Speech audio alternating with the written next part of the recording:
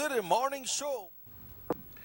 Good morning, que viva Sugar City, que viva Orange Walk, que viva Belize. A pleasant morning to one and all. Good morning. Robert Checker Usher right here on the Sugar City Morning Show for today, Thursday, Holy Thursday. We say good morning to RC1 right here today. Good morning, Jackie. Yes, good morning, RC. Good morning. You done your book, no? Yeah. Good morning, everyone. Muy buenos días a todos. Bienvenido a su programa Sugar City Morning Show.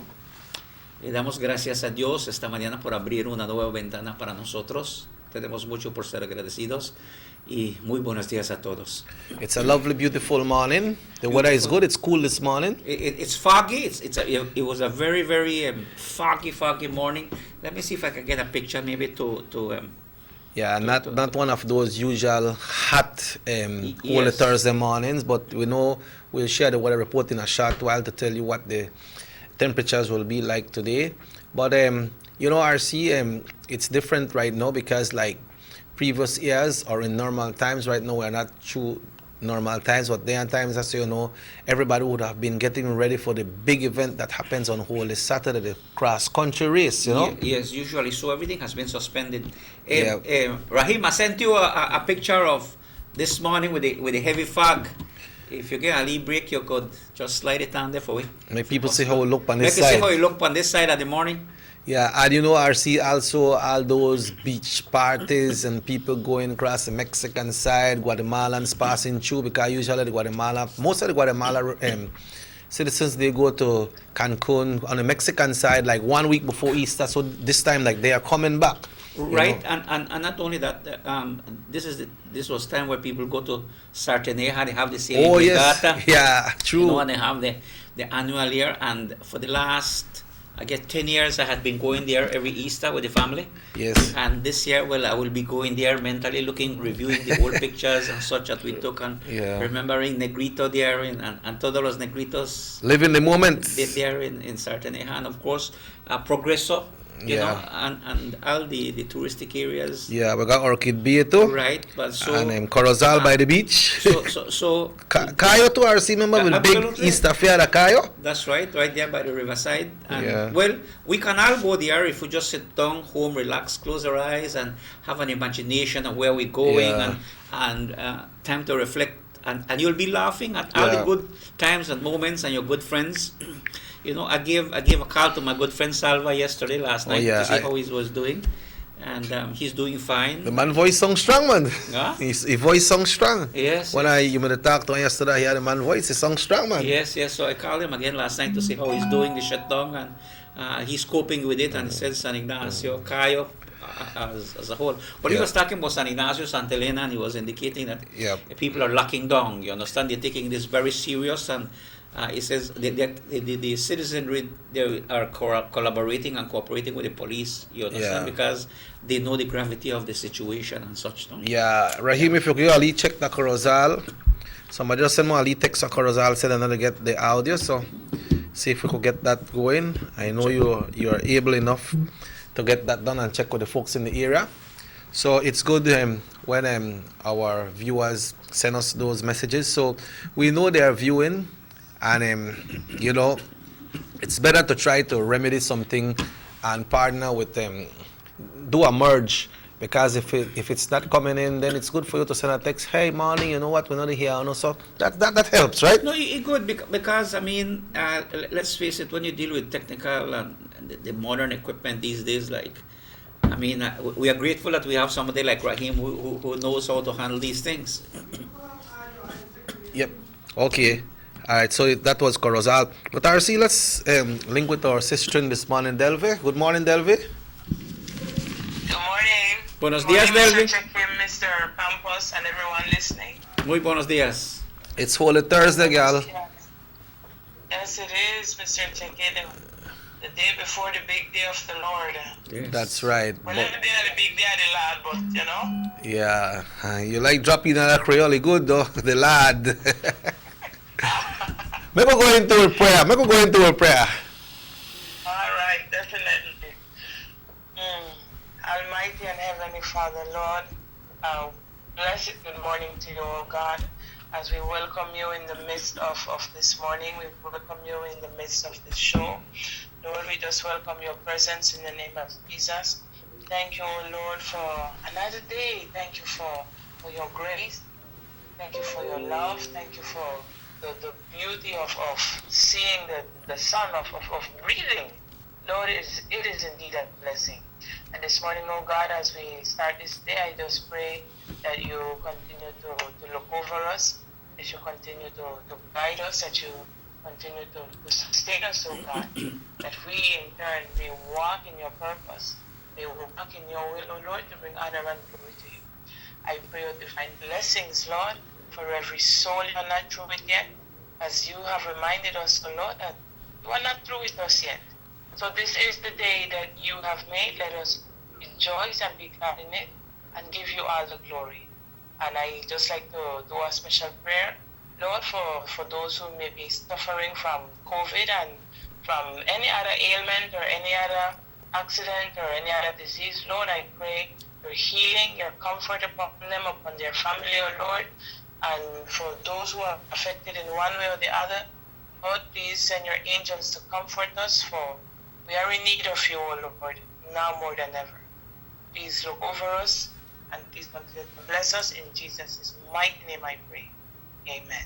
Amen, amen, and thank you so much in Jesus' mighty name. Amen. So good morning once again, Delvey. How you doing? Good morning. Well, Mr. Checky, too blessed to be stressed. You know, we are okay so far, thanks God. Yes. Despite all the happenings. Right.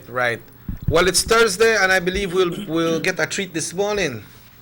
Yes. I know you all missed your treat on Tuesday, but I am here and I'm ready, thanks God. You know how the communication goes sometime, and you know we run with time too, right? So let's get that treat with that poem this morning. All right, sure, definitely. All right, this one I have it entitled "Cover Us, Jesus." Okay. Cover us. It says, on the sidewalk he sits with having one too many to drink. The money for rent is all gone. Now he's finally starting to think. How do I get through this? How do I get out? Fighting this addiction is like a silent shout. She's swinging in the nightclubs to make an easy dollar. Nobody knows her real name, that she studied to be a scholar. But she finds herself in dark places, of which she is ashamed, not knowing she's a temple, but sadly treated like a frame.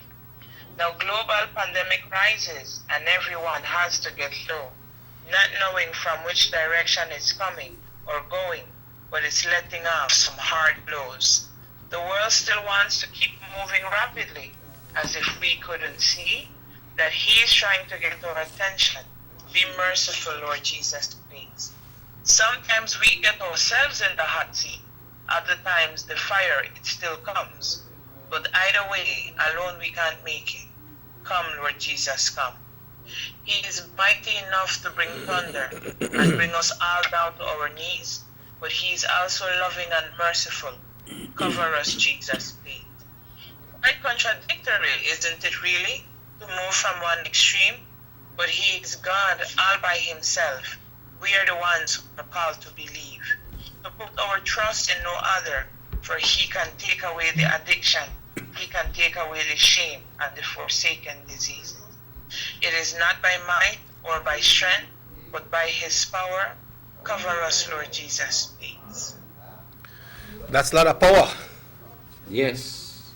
Cover us, Jesus. I think cover us, it's like, you know, wrapping his loving arms around each and every one of us.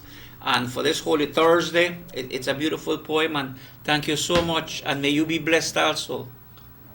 All right, and may God be glorified. You know, this, I guess a lot of, I just want to try to say, Mr. Checky. Yeah, man, go there. You know, we are in the season of Lent, you know, and we are also in a leap year, and you know, like the Bible says that we should consider it pure joy when we face trials and tribulations, for things will happen. We just never expect that it may be something like COVID, you know, but these are the times that we need to prepare ourselves spiritually, that when the enemy wakes up, we need to be ready to fight back. Right. You know, and we need the good Lord to cover us, to shield over us, as we go through these fights. So just want everybody to keep in mind it is Lent, and God still sits on the throne. So we need to be conscious of that. So. Okay, well, have yourself a fine one then, Delvi, and stay safe. And have a happy Easter, a blessed one. Yes. And stay Thank calm. you all the same. God bless. All right, so that was our sister in there, Delvi, bringing that special poem for us this morning, and of course, the prayer. We gotta say thank you to Delvi. She's been so consistent, and she's been so creative with her spiritual prayers and spiritual poems. Yeah. And today we celebrate what they call Monday, Thursday, Holy Thursday, and this occurs during Holy Week, and it's a time when we remember when Jesus Christ instituted the Eucharist during the last summer. It's an event that is told in the Christian Bible, and Holy Thursday commemorates the events that took place on the night before Jesus' crucifixion. Today, Holy Thursday is also, you have Father's Day, Mother's Day, etc. Mm-hmm. Today is also the what we call the Priest's Day. Make we put it the way, the Clergy Day. It's because the priests, the Pope, the bishops, the ones that say Mass are the ones doing the consecration, and during the event of the Mass where they have the Holy Eucharist. It was when Holy Thursdays when Jesus said, I break bread and share and drink the wine, so that a reflection of his blood and the Last Supper. And so the priest is the one that says Mass, and the Pope and bishops, etc. So today is also a priest day or clergy day. Okay. All over the world, for those who are Christians and those who practice and the Holy Scripture of the Bible, Christian Bible, then as it is called, Christian Bible. So it's also priest days, clergy Right. day. They're Yes. the ones who celebrate the Eucharist. Okay. And they send out all those blessings and prayers for all of us as well, right? Right. So today, Holy Thursday is a very special day for Christians, because it's a time to remember how we live our lives, and then the part in the Our Father that says, "Forgive those who who have committed errors against us, as we forgive those." We ask for forgiveness and we give for forgiveness, and that's why and how the Lord's Prayer was put into place. The Our Right. Father, and as we talk about Holy Thursday and the blessings, it's a time of Christian reflection of what is happening in the world, and as Delvi said, in our country, check it with the COVID virus. Yeah. That Jesus went to the garden by himself to pray. Yeah. The night before the crucifixion, and he calls upon us in isolation to take time to pray, to recall those things that there is no justification for revenge. You understand this kind of thing? Yeah. So we look at it in a very spiritual way. All right, so the person from Corozal sent us back a text, send us back, said the Sugar City Morning Show, your excellent program we're enjoying. Thank you, Corozal. And thank you, Belize. Thank Yeah. you, Corozal. At this time now, we'll check in with the Belize Met Service for today's weather forecast, and today is Thursday, the 9th day of April, 2020. The general situation is seasonably dry and warm conditions expected to continue into the Easter weekend. The 24-hour forecast, it says here, skies will be mostly sunny today and partly cloudy tonight with little or no rainfall development expected. The winds are blowing east at 5 to 15 knots. The sea state light chop. Let's take a look at the temperatures today across the country. In the coast, it's 32 Celsius, 89 Fahrenheit. Inland, 37 Celsius, 98 Fahrenheit. And in the hills, it's 86 Celsius, 30 degrees Fahrenheit. So today inland it's 98 degrees. It's going up daily, 98. And the temperatures for tonight in the coast, 27 Celsius, 80 Fahrenheit. Inland, 22 Celsius, 72 Fahrenheit. And in the hills, it's 19 Celsius, 66 Fahrenheit. So tonight, We're gonna nice weather 72. Advisories, alerts, watches, and warnings. We need to pay attention to these as well. Residents, especially those residing inland, are advised to stay hydrated and seek shelter from direct sunlight as much as possible. Also, continuing dry and warm conditions maintain a high risk for brush and forest fires. The outlook similar conditions is expected for Friday and Friday night. As we now take a look at the astronomical condition, high tide this morning at 10:36, followed by a low at 5:34 p.m. Another high tide tonight at 11:47, followed by a low tomorrow morning at 5:21. The sun was up bright and early this morning at 5:40 and will set at 6:07. And the moon was up a while ago at 7:02 and set, that is, and will rise once again at 8:05 p.m. That's your general weather forecast. We thank everyone at the Belize Met Service, and at the same time we want to wish you all the best for the holidays. If you're working, well, do your best. Your time will come. Sometimes some of us work in these times and then some people don't work, but when time some people go back to work, then we get our time off. So we want to wish you the best, and thanks for keeping us updated with the weather forecast. The time now is exactly 21 minutes after 7. At this time vamos con el señor RC1 con el pronóstico del tiempo. RC1. Muchas gracias, Chequi. El pronóstico del tiempo para el día de hoy, jueves, el 9 de abril 2020, nos indica la situación general, nos indica de que vamos a tener temperaturas calurosas, y podemos esperar esto que continúe durante la Semana Santa y también fin de semana. El pronóstico para 24 horas nos indica de que tenemos un día soleado con cielos nublados parcialmente y no se ve ninguna lluvia en el futuro de Belice, particularmente en el fin de semana. Los vientos salen del este-suroeste a 5 a 15 nudos y, bueno, los mares estarán un poquito rough, lightly choppy, como dicen, así algo normal que encontramos. Y las temperaturas para el día de hoy en las áreas costeras, 89 grados Fahrenheit, 32 grados centígrados. En la parte interior de Belice, esta mañana tendrá 98 grados Fahrenheit o 37 grados centígrados. Y en las montañas, los hills, como le llamamos nosotros, 86 grados Fahrenheit o 30 grados centígrados. Así que no hay alertas, pues solo noticias, particularmente para los residentes, que se mantengan adentro, que tomen mucha agua para que se mantengan hidratados y que no estén en el sol muy directo y que tomen mucha agua. Habrá un día muy caluroso y hay que mantenerse y cuidar los riesgos de los montes que, bueno, pueden agarrar fuego, y que se mantenga lejos del humo. Bueno, lo que esperamos para mañana y mañana en la noche, básicamente igual que hoy, temperaturas altas. Y las condiciones astronómicas para hoy a las 10:36 son los altos y los bajos a las 5:34 de la tarde. El sol hoy se va a descansar a las 6:07 de la mañana, y mañana sale el sol a las 5:40 de la mañana.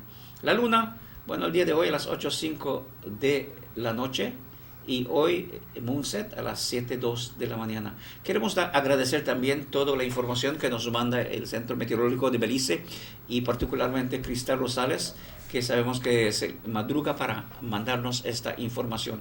Así que será un día muy caluroso en todo el país de Belice y en la área, en el Golfo de México y todo Centroamérica. Un día muy caluroso. Thank you very much, RC1. And folks, you know that persons were asking about why they are arresting persons out there. We'll be having the minister coming up in a very short while. But you know, RC, over the weekend, the laptop was very high, and because in the violation of the curfew. But on Wednesday night, Tuesday night was a little better. 60 persons, 60 that's still a lot, was arrested countrywide, and they were arrested and charged as follows: 39 for being unable to provide reasons for the movement outside of the curfew period, 19 for breach of curfew, to fail, 2 for failure to practice social distancing. So curfew violations carry a fine of $5,000. So RC, you could deal with this. So me, you just could stand up and talk, and we there close together, and that's a violation. But people no might know. You have to keep that social distancing, man. Sí, sí, Jackie, es necesario que mantengamos la distancia social de 3 pies o un poquito más. La cercanía a 3 pies es porque podemos estirar y sabemos de que cuando salen las gotas, que cuando estamos hablando y se escupe, tiene una distancia de 1 pie, 2 pies, y a veces si hay viento 3 pies o más. Yeah. Por eso el aviso es para que nosotros tengamos ese cuide de sí mismo y también a los que están alrededor de nosotros. Así que como las cifras que mencionó Chequi de la gente que la policía está llevando a la estación, son personas que, bueno, debemos de escuchar y entender de que es una ley. Estamos en un estado de emergencia y el estado de emergencia nos indica de que debemos de estar a una distancia de uno al otro y tenemos un tiempo, un horario que debemos de salir para allá a comprar y regresar en la casa, porque el mensaje principal es quedarse en casa. Como usted dijo ayer, RC1, si van a venir en el pueblo a comprar, no debes de traer toda la familia, una persona, o si tu marido es el chofer y tú no puedes manejar, pues vienes con él, pero también si tú estás cerca de él, es el violation también. O si vas allá a decir, ok, yo soy con mi esposo y hay personas, yo voy a comprar mi watermelon, pero hay bastante gente comprando ahí. Tú no importa de esa gente, tú largas de ahí, porque aparte de la cosa que te va a cobrar, es peligroso para usted y tu familia también. Precisamente la idea sobre para que nosotros nos mantengamos en casa es para que no estemos en contacto con este virus, y sabemos que ahora, bueno, ya está en Corozal, Belice, ya está en el distrito de Cayo. Nosotros acá en Orange queremos evitar que este virus contamine a nuestra comunidad, y tenemos que practicar, es un ejercicio, y como habíamos mencionado anteriormente, estamos en tiempos diferentes, tenemos que ajustarnos. El mundo totalmente está cambiando y tenemos que cambiar con las situaciones en el mundo. Así de que todo eso refleja en nosotros personalmente cómo reaccionamos con las medidas que se han tomado para protegernos a nosotros. No es para ofender o poner a nadie contra la ley, sino es para ayudarte. Y la ley se puso en vigencia para poder protegerte a ti, tu familia y también a los demás de los ciudadanos. Y la cosa es, RC, nosotros no nos gusta estar diciendo que la gente está cobrando $5,000.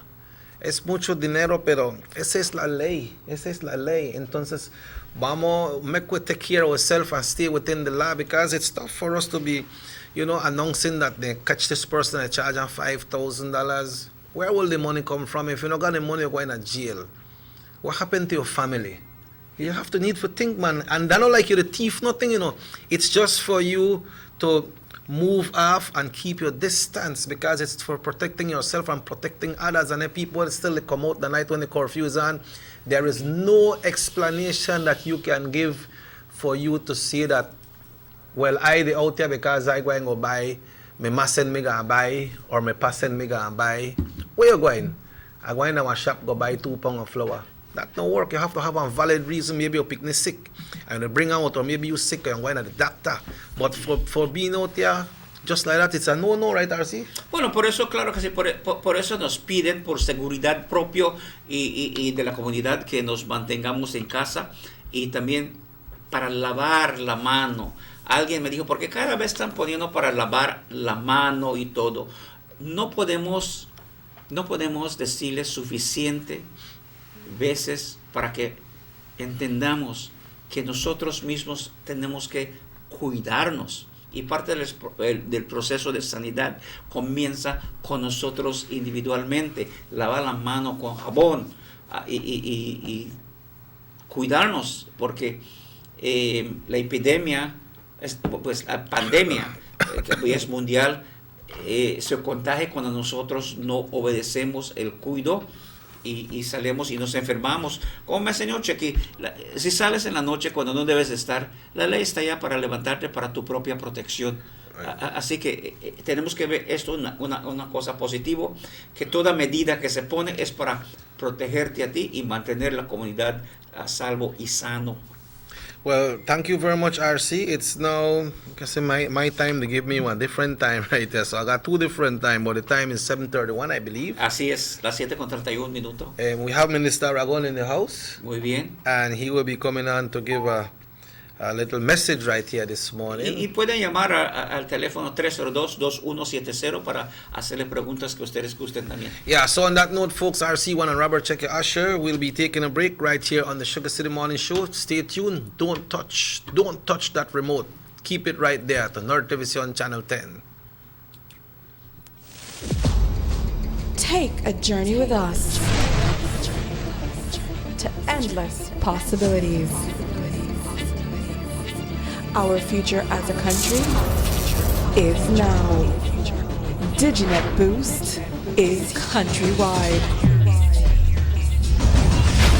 Taking Belize into the future. A nationwide technological evolution. As the most advanced fiber connection, DigiNet Boost is a step forward into a modern world. Belize is powered by DigiNet. DigiNet Boost, now available countrywide.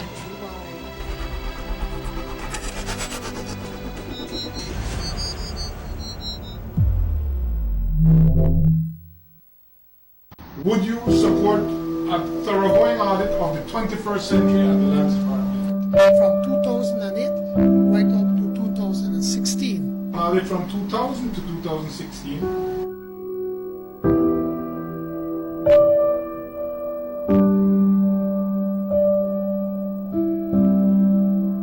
2,914.60 acres in Tiger Creek, Orange Walk, 3,000 acres, 0.961 hectares to Jaime Briceño and John Briceño, 827.84 square yards to John Briceño, 5.4 acres to John Briceño and Jaime Briceño, 20 acres in Progreso to John Briceño, to John Briceño again, 6 acres in Progreso, the all of Progreso Gawi, 20 acres freehold to John Briceño, big pond on the New River, to Eligio Briceño, Eudaldo Briceño, and Graciano Briceño, 525 acres of land, 98.8 acres, Eligio Briceño, Graciano Briceño, and Eudaldo Briceño.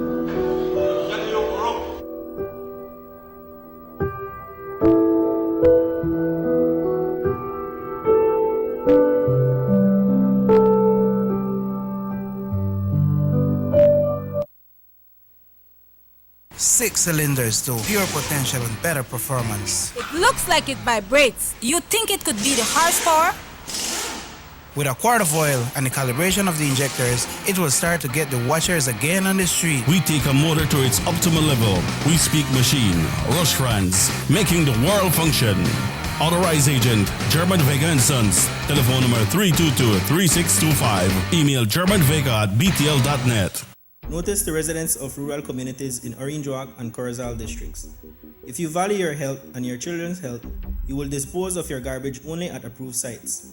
The disposal of garbage at any other location is illegal, and if caught, you can be fined up to $5,000. If you don't get caught, you can still suffer health impacts caused by these illegal sites, because illegal dump sites harbor pests such as rodents, possums, and mosquitoes that carry diseases. These can transmit those diseases to you and your children. In addition, the garbage you throw away illegally can contaminate water bodies near your community, the same water bodies you might use for recreation or other purposes. Only with your help can the Department of Environment ensure that Belize's development is safe for present and future generations. You can also contact your local village councils or Belize Solid Waste Management Authority for more information. The Department of Environment thanks you for your help. Our economy benefits when goods and mobile services get to their destination quickly. When citizens are able to travel without frustration and undue hurdles, everyone benefits as well. The government of Belize is happy to announce the imminent upgrades to the Corozal-Sartaneja Road. 27 miles of road will be upgraded to paved standards and will include the replacement of 2 ferries with new bridges. Why is it that we're going to invest in Sartaneja? Why is it that we have to take $50 million to invest in an area where we do not have a political directorate? We believe that as a government, we have to provide a service to all Belizeans. Well, this for the village of Chunosh is a big advantage both ways. Sometimes when we got sickness, we got people sick at the clinic there, women. When we reach at the ferry, can't pass, 45 minutes have to wait. So now this road will benefit whole village, Sartaneja and Copperbank. I'm part of Progreso too. Well, it's really important for us. I know that our village is not so much developed with tourism because it's a remote village. And for that reason, we don't have a lot of tourism over there. But now with this upgrading of the road and the pavement of the road, I believe and I think that it will be much beneficial for us and for everybody. More for Belizeans, more for Belize, the government of Belize, moving Belize forward. The San Ignacio-Santa Elena Bypass Project is now complete. The transformation began in 2012, and now residents of the Twin Towns and visitors alike are enjoying the end result. Works include the full pavement of Lamalus Boulevard, along with 2 miles of sidewalks and drainage, LED lighting, and a roundabout at the entrance of Santa Elena. The Twin Towns now boast the longest and widest bridge in Belize, immune to flooding from the occasional rise in water levels of the McCall River. A bypass road was also built linking the new bridge to Joseph Andrews Drive, which was rehabilitated, as well as 1 mile of pavement, a median, and 2 miles of sidewalks and drainage. This was all done to the tune of $34.8 million. But that's not all. The project was extended due to savings from the successful execution and implementation of the initial scope of works. Now over 2 miles of additional roadworks will commence, including George Price Avenue, Liberty Avenue, and the George Price Highway between Three Flags and Hawksworth Bridge. The government of Belize, moving Belize forward.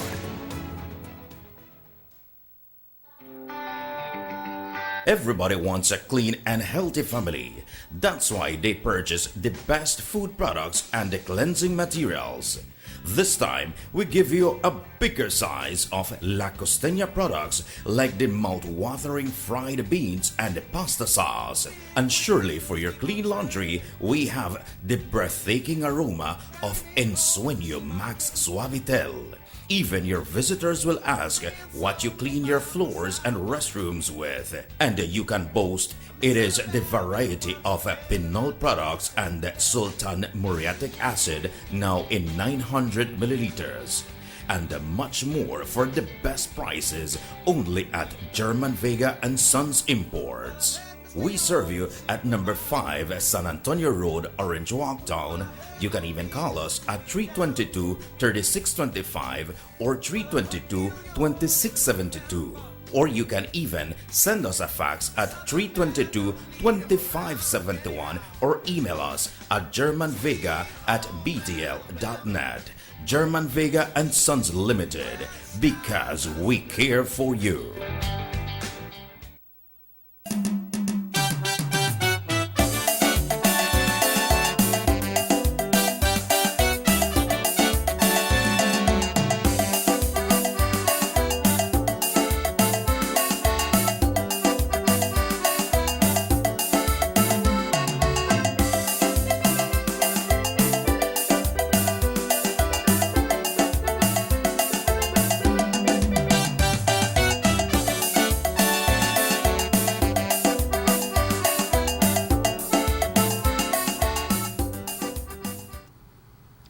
Welcome back to the Sugar City Morning Show. It's exactly 20 minutes away from 8 o'clock. It's Holy Thursday, folks. That's right. It's Holy Thursday, and it's the 9th day of April 2020. With us this morning, we have Minister Aragon with us, and we welcome Minister Aragon to the show today. Good morning, Minister. Welcome to the show. Yeah, good morning, Cheke.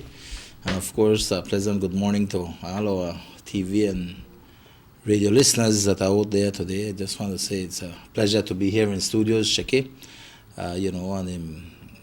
We are coming just before Easter. Yes. But it's a pleasure to be here, to discuss some of the issues and to look at how we move forward, during this crisis that we are facing now as a nation and as a world. So yeah. So how yourself doing, yourself and your immediate family? Well, everybody's okay. We always have to thank the good Lord for having health. I've always said that having health is the greatest wealth you have, the greatest gift you can have as a family, as an individual. And so, everybody's fine. Okay, good. And I think for most of our families, I think we're okay. Definitely, we have families in this country who have contracted the coronavirus, and so our prayers are with them for their speedy recovery now.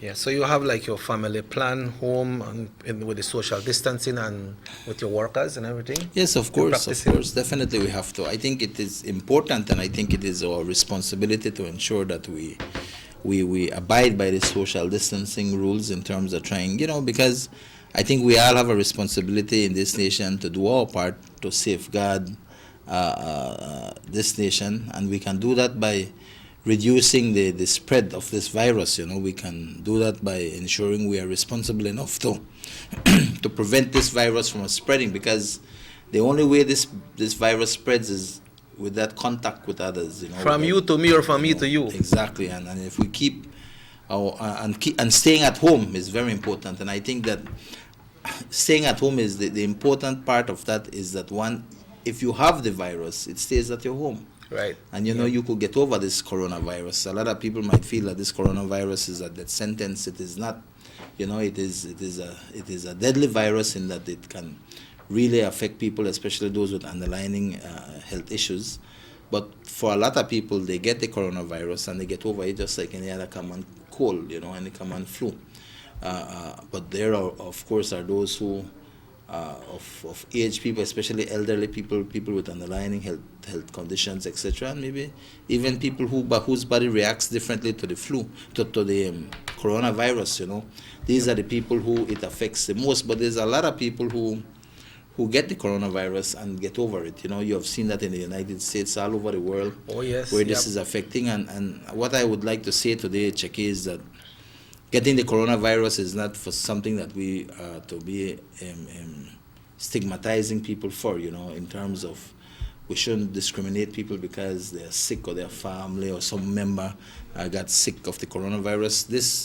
These things will happen, and I think as a nation we have to be supportive of these people. It's not a death sentence. It is a fact that you have gotten and contracted the virus, and a lot of people will get over these things, definitely. But it is important, especially for people who have contracted this virus or who suspect that they have contracted this virus, to report it to the Ministry of Health. This is not for them to, it's not like the Ministry of Health will come and try to discriminate you. It's about them coming and ensuring that it does not spread, and to advise you, to guide you what needs to be done, and to render that kind of medical assistance and medical advice for you to recover. Yeah, because at the end of the day, that is what we want, But some people, I think, feel like if you get the coronavirus, it is like one death sentence, and the community will stigmatize you, etc. I think it is important for us to understand that people will be infected. We already have people infected, 8 people who were infected, 1 died already. And definitely I foresee that there might be more, there will be more. And the fact is that what we want to do is educate our people to ensure that if you get the virus, you know what to do. And I think the best people to call is the emergency numbers that is there from the Department of the Health Services, so that they can look and deal with that. To a large extent, it's about, if you contract the virus, you will be at home. You understand me? But they need to guide you as to what to do, your social distancing to keep away from people, etc., until you can get over this virus. Yeah, well, Minister, like you say, it's good for us to stay home, right? And right here in Belize, we are home in Belize. And we know the cases that have been identified in Belize are persons that came into the country. So if you have your whole family home, but like one person from your house, they go out and from this place to that place, then that person can bring it inside the home as well, right? So you need to set up a family plan and plan out things to say, hey, you know what, one person going, like what I do, Minister, like I come here today, and I have been doing it. Like I say, okay, I have a log, I put today, Ruben, Rahim, Minister Aragon, this one, if I go by anyway, I put it on my list. So I know, so if I know that I have been tested positive, then I will call Mr. Aragon and say, you know what, sir, you were me certain days, I have been tested positive, so I would advise you to go and check yourself. Or if I hear one of the persons that I was in contact with, they have it, then I will say, well, make I take one test. And it's going to be easier for the department to do the mapping, because you as a law enforcement person, well, you're not in police right now, but you know how hard mapping is, right? It's not that easy, because they got some people, Minister, would want to say, if they have it, they don't want to call nobody name, they don't want to say what they mean, or maybe they might forget who all they was in contact with. So I am trying to put my little logs together and say, okay, if anything, I will alert these people and tell you know what, I was in contact with you. Right, and you know, and some people do that because of the fact that they fear being discriminated. They fear that you know, because people might stigmatize them and say, oh, you have the virus, so you know what, you know, and then you know, we live in a small community. Yes, you will look at the kind of things that run on Facebook, you know. They put people's pictures that are not even involved in, you know. So these are the kind of things that put people in fear to come out and say, you know what, I got a flu and I got something when that's not usual. And they feel afraid to call the Department of Health Services. I tell people, you know what, you need to do the right thing, because at the end of the day, the Department of Health Service is there to assist you to get over this thing. Yeah, and they are not revealing all people's names. No, you know? none at all. They put it as never patient, declared. one patient. I think the only one that was revealed was the person Pipersburg. You know, unfortunately he died. Yes. But then if they go and check you at your house, then I'll publish and say, you know what, I got a Minister Aragon and I check her. It's not like that. So don't be afraid. Call and take care of yourself, because if you feel it, it will take long, then it start to go anywhere more than it affect people around you. And then the mapping is not done. And then yes, you know, because the whole goal of this is to seize it from spreading. And how will we do that if we don't cooperate with the Department of Health Services? I mean, if you feel that you got one kind of fever where you're sure that this is not the normal flu, something different, for your own safety, it is important you call the Department of Health Services. They will visit your home. They don't tell you come to the hospital. They will, some health people go into your house, check you out and then they will advise you what to do. Maybe it's not the virus. Quarantine yourself, exactly. But not only that, but even if it is the virus, they'll quarantine you, and that way they could say, you know what, you need to stay home, you can't come out no matter what, the whole family have to stay home. And then they put and ensure that you're quarantined at your home, and ensure that if you have other people who you had met, the mapping is done, chase them people down, and also put these people in quarantine. Why? Because if you don't say that, oh, well, I sick and I at home, then all the people you have met in contact who might now have the virus are out there spreading the virus, and we will never deal with this situation. And I think when you look at the social distancing that is taking place, that is being implemented worldwide, you can see that it is working. It has worked before, and it is continuing to work, especially when you look at New York right now. New York, they take one seriously. And you look at what the social distancing is looking to eventually bring that to a curve. But the whole thing is that we have to be responsible citizens. We have to call. Yes, we fear sometimes of being a small nation, everybody want to know your business. But at the end of the day, you need to know. It is not something that you could say, oh, I got coronavirus, so they will come and burn down my house. No.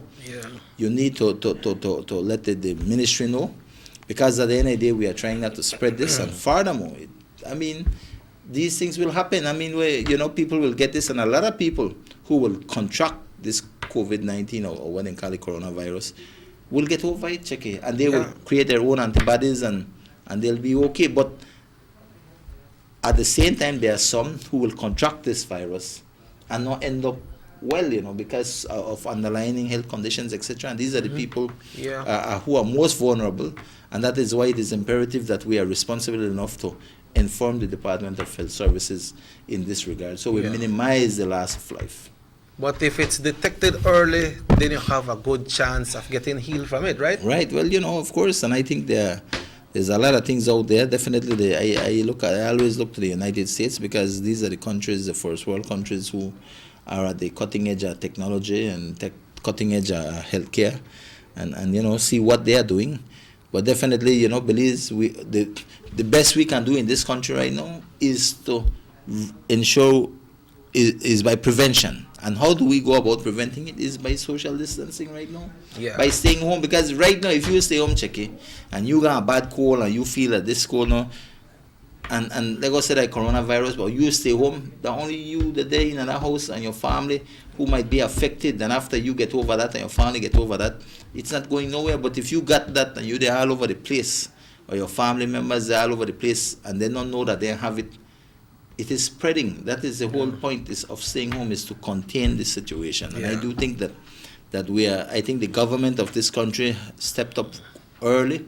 That is why we have a low amount of cases. And I do believe that now means that there isn't more out there. There could probably well be more. And I would want to think there are more out there. The fact is that we have to contain these things. And if we do the social distancing, and even if you have it and you stay home, you get over it, and you spend your 14, 20 days there, you get over this thing, then you have done yourself and your community a tremendous favor by you preventing from the spreading of this virus, you know. And I think that is very important, and that is why the social distancing is out there. That is why you have the Ministry of Health Services who are out there preparing for the onset of this. We have one patient, I think, at KHMH right now in terms of this, and if we don't watch it, it will spread so much that when you notice the amount of people start drop sick real bad and have to go to hospital now for intensive care, which will overwhelm our health system, then we'll know we are in a problem. And I think the government and is doing its best to ensure that we don't get to that stage. And we do that by staying at home. When the Prime Minister spoke, Minister, about the state of emergency and the curfew, they were saying, which is clear, from 8 until 5, nobody should be out. But then we're still in a state of emergency. So people are taking it, okay, from 8 to 5, I can't go out, but the day I could walk out and I could about the place. Explain how that is. That is not right. You know what is happening here is that the government has said that right. If you know what's happening right now, we have Cayo, for instance. Cayo is in a lockdown, basically. They have been basically quarantined due to the cases that has come up there. And just that is to contain the situation in terms of hopefully we don't get a spread of the virus elsewhere. Because definitely the person who contracted the virus there has no clue how they got it either. Yeah. So it is community-wise. It's based in the community now. And so that is what they are trying to do. When you look at the state of emergency and they're talking about the curfew, and we'll talk the curfew in specific, 8 to 5. Right. That means that nobody's supposed to do it. I don't see any reason why anybody should be. There's nothing out there to do. And you know, last night, just up to last night, this morning, well, I got a report because we get the reports every morning. We had 47 or 45 people arrested again. That's in the curfew hour? Yes, being out there during this curfew hour. It's hard for comprehend that countrywide we have people who will still be out there. And these people are being charged, right? Of course they're being charged. But the fact is that it's hard for us to comprehend that during a time like this, you still have people, what are you doing out there? You understand me? Yeah. And the police are dealing with this situation.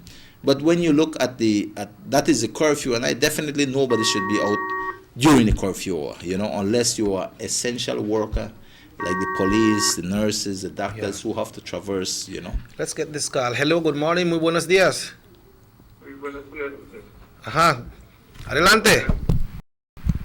Yo sé que hice el control de los cochinos ese día y... ¿Puedes hablar más cerca de tu teléfono, por favor? Yo sé que dije, dígame de los cochinos esos. ¿Los qué? De los cochinos, de los... Oh, de guinea grass. Ajá, sí.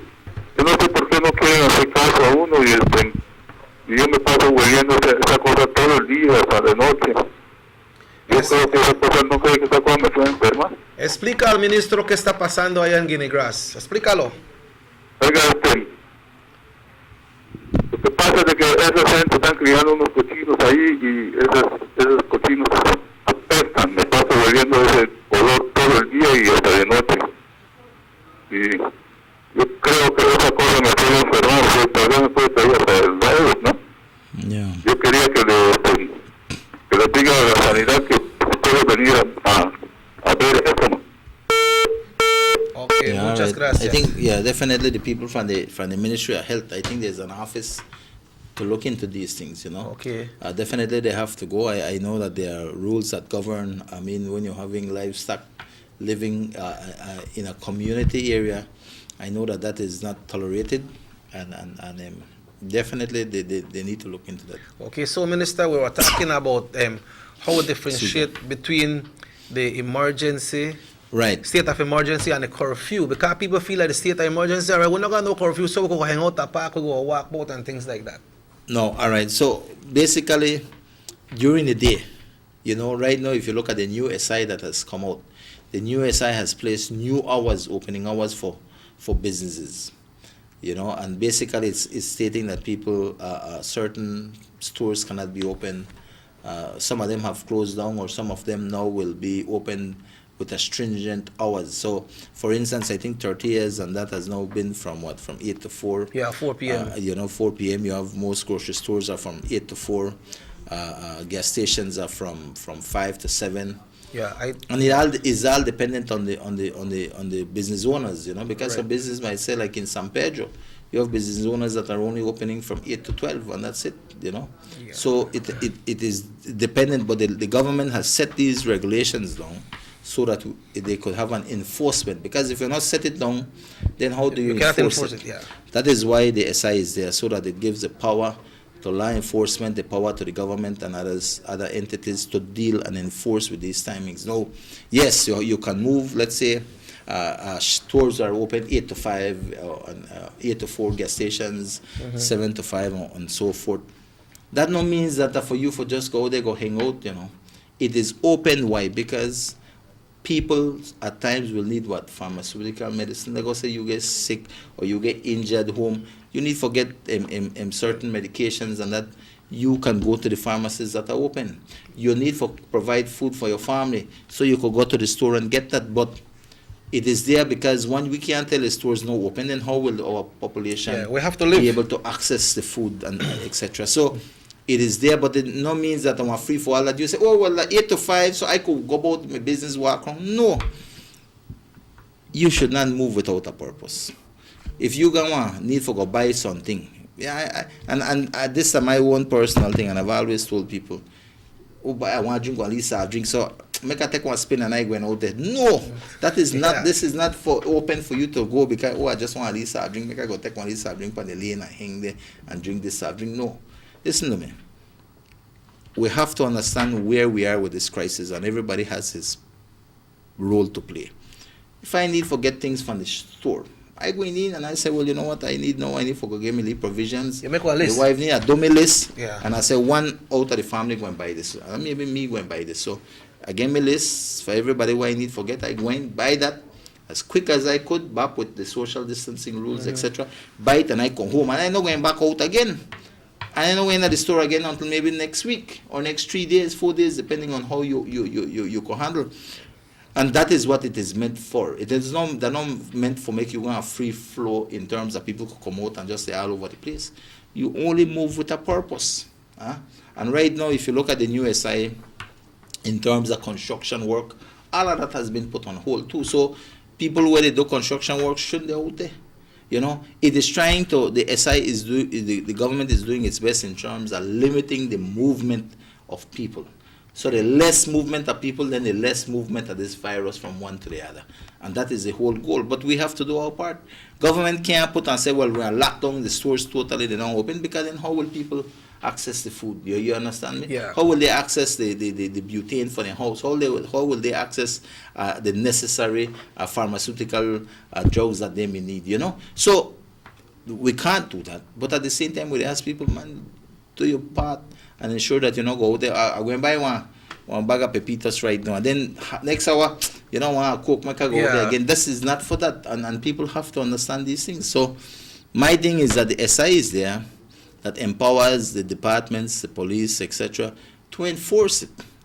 But we as a Belizean, we have to do our duty to check it. You know, we can't just say, oh, we have to do our part in this thing, because that is the only way it will work. You know, you imagine right now we got over 400 and odd people that have been arrested and are getting charged because they have been out there after the curfew hour. Tell me what you do after 8 o'clock. And check it. What you do after 8 o'clock on the street? Tell me.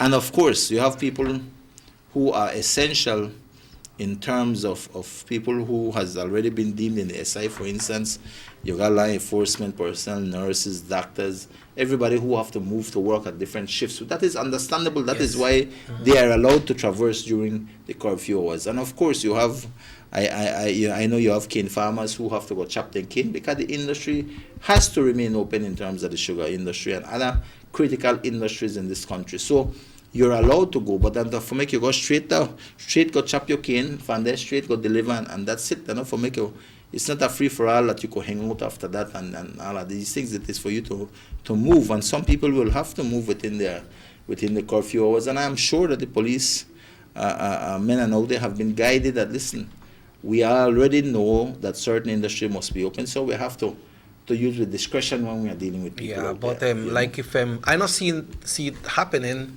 But if people go and say, I'll make a go cool park, man, and I go chill out the park and the mobile pass, they could arrest them. Of course, if you don't have a purpose to be out there, of course the police can pick you up.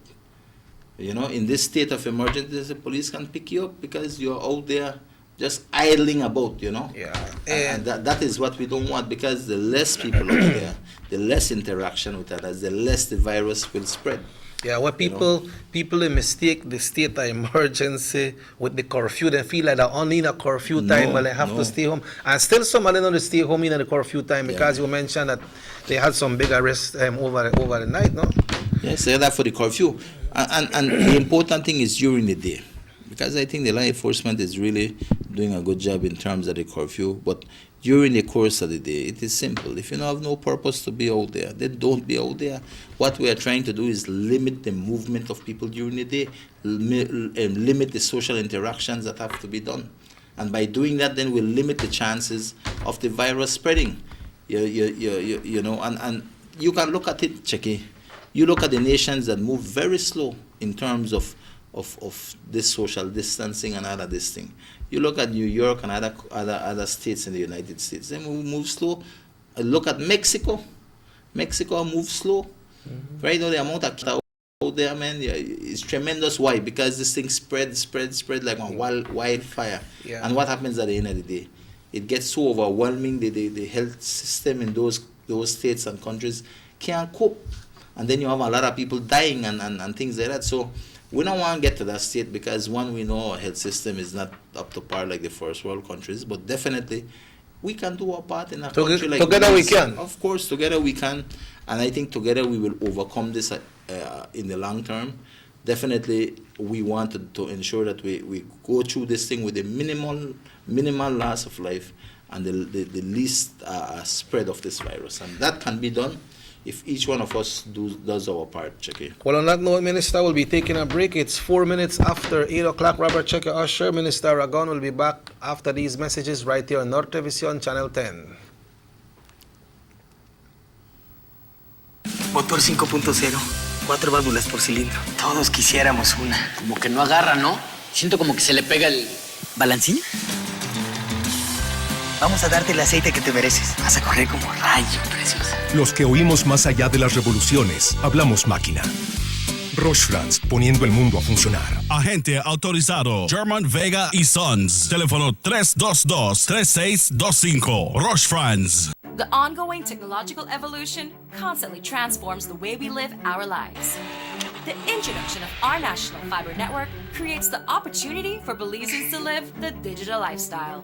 Today, Digi is proud to introduce Dana, Belize's first artificially intelligent automated assistant. Dana is the modern customer service experience. Available 24/7, Dana can provide Digi prepaid and postpaid customers with directory information, credit and plan balances, product and promo information, and more. Just talk to Dana. Want to check your credit balance? Ask Dana. Hey Dana, what's my credit balance? New Digi promotions? Ask Dana. Hey Dana, any new Digi promotions? Dial 113 for directory assistance and dial 119 to talk to Dana. Digi remains committed to introducing the latest in cutting-edge technologies, transforming Belize one technology at a time. Try Dana today. Thank you for calling Digi customer service.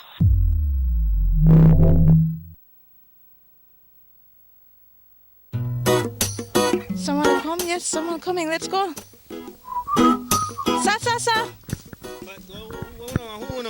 First sense question of the day. Why you the letter here? Who sent me the letter? That sign right there. You can't read? Well, make I tell you something. In this here community, everybody dump here, so me just dump my garbage right here. So if somebody jump off a bridge, you that do it too? Oh man, no. You never know that littering is an environmental crime and Department of the Environment can charge you for that? Why is that a crime? Because you pollute the same environment you live in, dirtying the same land and water you use. You don't even know that you dumping garbage can make you and your family sick by attracting disease-carrying pests, and the Department of the Environment just to try help we take care of the we environment. So all of that? Well, now that you put it that way.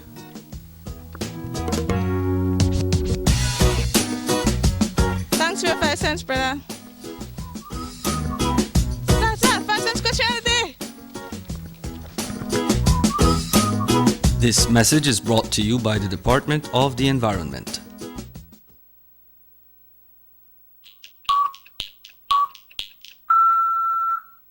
And we also asked Fonseca about a recording secretly made of former party leader John Briceño when he was putting Fonseca on serious blast. So we asked Fonseca about it today. John Briceño, he has gone mad. We really have to sit back and reflect on what he's saying. Launching this tirade, this attack, is absolutely disgraceful and difficult to understand. But the truth is, in any other country, with a few exceptions, had them made such outlandish statements, this man would be forced to resign, to demit office immediately.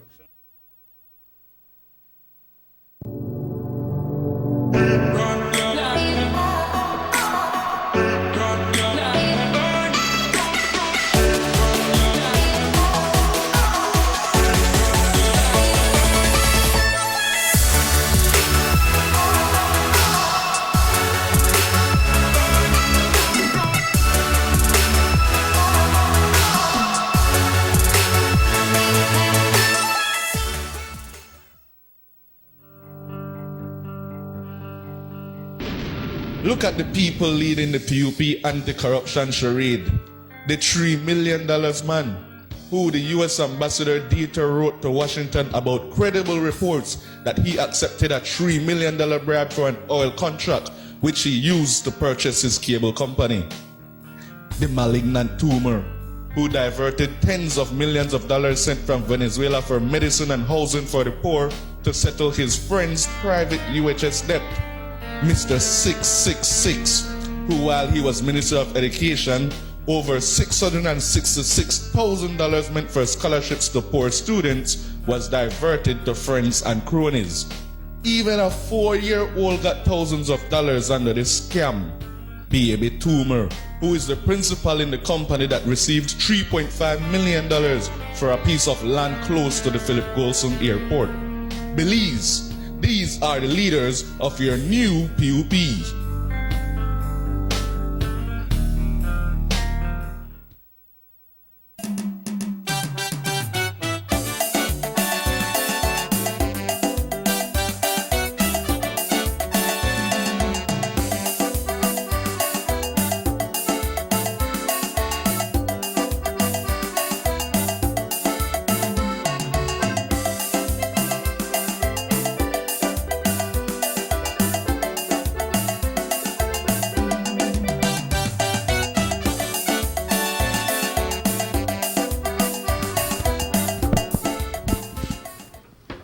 Welcome back to the Sugar City Morning Show. 9 minutes now, 9 minutes after 8 o'clock. Minister Aragon and Robert Checker Usher.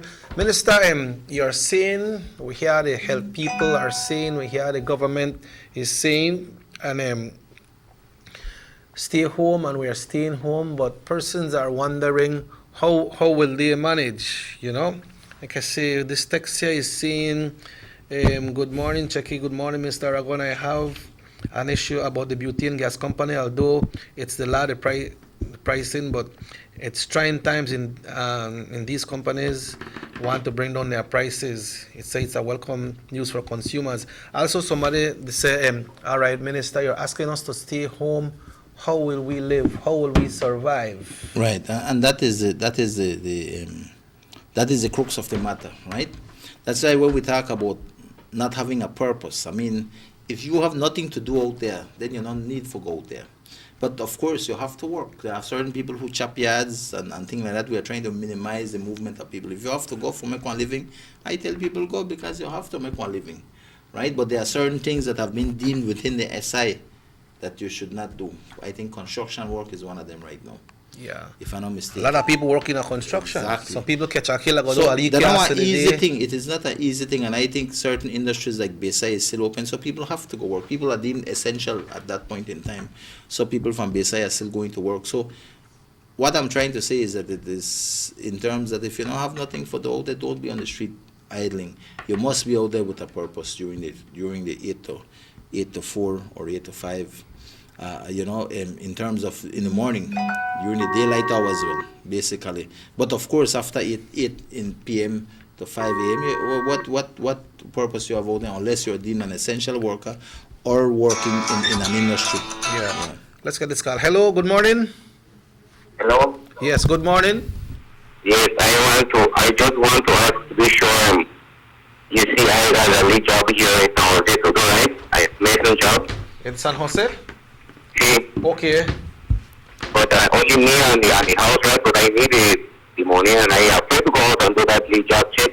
Uh-huh. You think I could still go work? The work there, right? That's San Jose where you live? Yeah, right here in San Jose, and I live there at San Jose too. The man want to know if you go do illegal work, Minister. I don't know which kind of work. I mean, what kind of work? What kind of work? Mason work. Oh, mason. Told you, well, definitely, the hard thing for during the course of the day. People have to decide and say if they have to work. Like I always tell people, the biggest thing about this is the social distancing.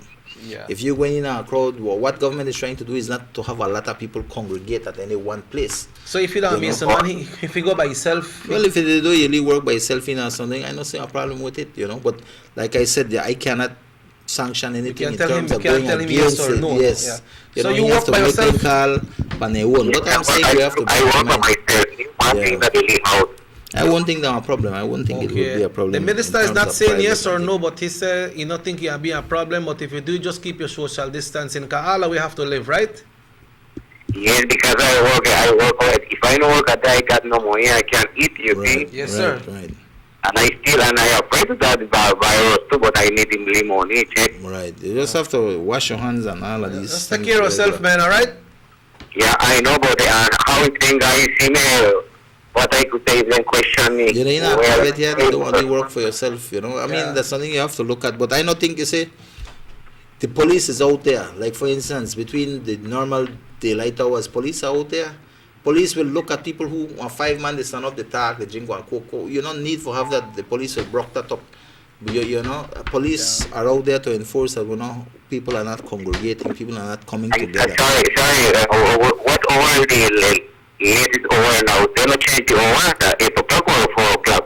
4 o'clock. Well, shops are, the site speaks about the times where stores, different businesses can open. Those who can open, those who cannot open. But like me, if I go work 4 o'clock, I should stop. Yes, you can't stay long out there. Yeah. You can, I go short and go do my job then. Yeah, man. Just go to do a job or take care of yourself. Yes, I know. I have to go out too, but I need the money, like I tell you, and I have to the police too, right? Yeah, I know. I go straight to my work and come back straight. Village too. I can be crowded and this and that, but the truth is, the house is step by step, the house and me. The family is far from me, right? All right, you're good. You're good. All right, and so eventually I could tell her I'm going to work. That's the truth. Yes. Just make sure you got the tools. You don't make sure we're going. Just go straight there, because if you say you're going to work and you say you're going to San Jose go work, and then you come to Orange Walk for San Jose, then that is not proven, right? No. Make sure you're on the road to your work. Go to my job, go to my house. So. Yeah. Okay, sir. All right, thank you. Yeah. Somebody sent a text. I said the shops are open, but we don't got money for buy. Imagine 3 weeks. Yeah. They sent me home from my work yesterday. I was going to see if I could go fishing. A boom.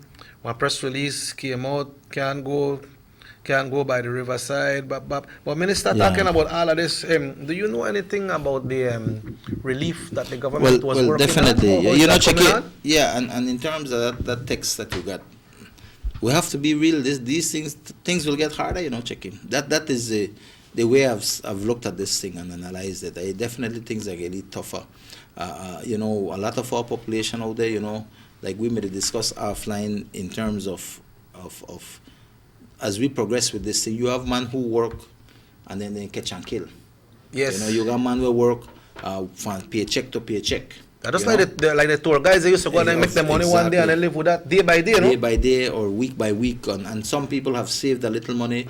Others might not have had that luxury to save. Yes. And you have families, and I deem the families who will be most in need, you know, are people who never have the kind of resources. So now, what has happened with this coronavirus? You know, the social distancing, a lot of businesses have stopped working, a lot of layoffs have taken place by businesses. So the employment is not there again. That means no money coming from your employer. You know, and the catch and kill man even have it worse. They got nobody, then they chop their own yard, no one, you know. Yeah. And so it poses a serious challenge for these people. And that is why the government, having forecast that this will come about, has set up the oversight committee to look and see how we can get some financial relief. We're talking about financial relief. It's not nothing else but financial relief. And that is what is having asked people to apply online. And so with that, and once they qualify, then government will send to them in their personal bank accounts or otherwise monies for them to be able to have. Yeah, let's get this call. Hello, good morning, Sugar City Morning Show. Good morning. Yeah, Mr. Usher. Yes, sir.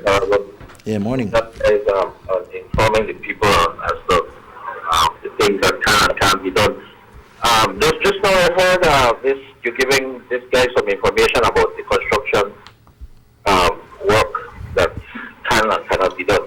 The SI 52 speaks to that, and it's one of the things that has stopped completely. You cannot do is construction, whether private or commercial. If you look at SI 52, speaks to that. You cannot do any kind of construction work or private construction work. So that guy that just spoke, just called a while ago, the advice should have been to him that no, you cannot, because the SI says you cannot. So he might be arrested if he's found doing construction work. Huh? Yeah. Okay, thank you very much, Carla. But Minister, the next thing about the butane, we understand some suppliers will want to bring down the prices and stuff to help people. How can we deal with that? Is there a possibility that could happen? Well, you know, I really, and I'll be frank here, I haven't been briefed in terms of the butane because that is handled mostly through the Ministry of Economic Development. I know that the government was looking at it. Yesterday, I know there were discussions in terms of that. I don't have the correct information in regards to that at this point in time to discuss that issue. But of course, I think if definitely, I know that if the butane companies want to give a relief to the populace, I think that should not be a problem. You welcome that? Of course, if they could do that, that's not a problem. I know that this year, 2020, we should have had a new butane national butane company that was going to be set up, etc. And you know, and to me, that when that kicks in, it kicks in.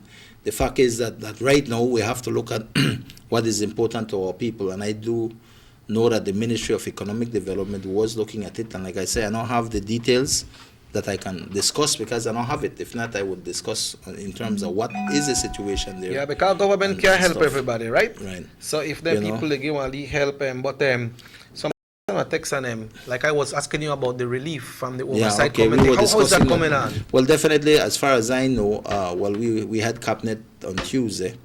We discussed the relief, and from what I've gotten to what we were told was that the oversight committee, I think they got a good amount of applications. I think close to 40 to 50,000 Yes. applications came apply. in, and of that now they are looking already. They are sifting through all of these things, and approvals are being made. And I think payments will begin maybe as of tomorrow or into early next week. Yeah. So people will begin to get this financial assistance because the government realizes that, listen, people are out of work, people know they make no revenue, and people will need that financial The money funds to is buy- available already? Yes, the government is getting the funds. I mean, like I said, if you listen to the Prime Minister's speech, talking about how he will get this money and where he's looking to draw more money, and definitely I will tell you, Checky, we were talking about it just before I think we were interrupted there, or somebody called in. These things will get tougher. And like I'm telling you, the man will have it hard, that the people, the poorest of the poor in terms of living from hand to mouth. And a lot of these families at times have young kids who need them pampers and milk, etc. So I can foresee that we are going to have difficult days ahead of us. And this is where the challenge lies, because how long will we go like this? How far will it impact our families out there, Hello, good morning, Sugar City Morning Show.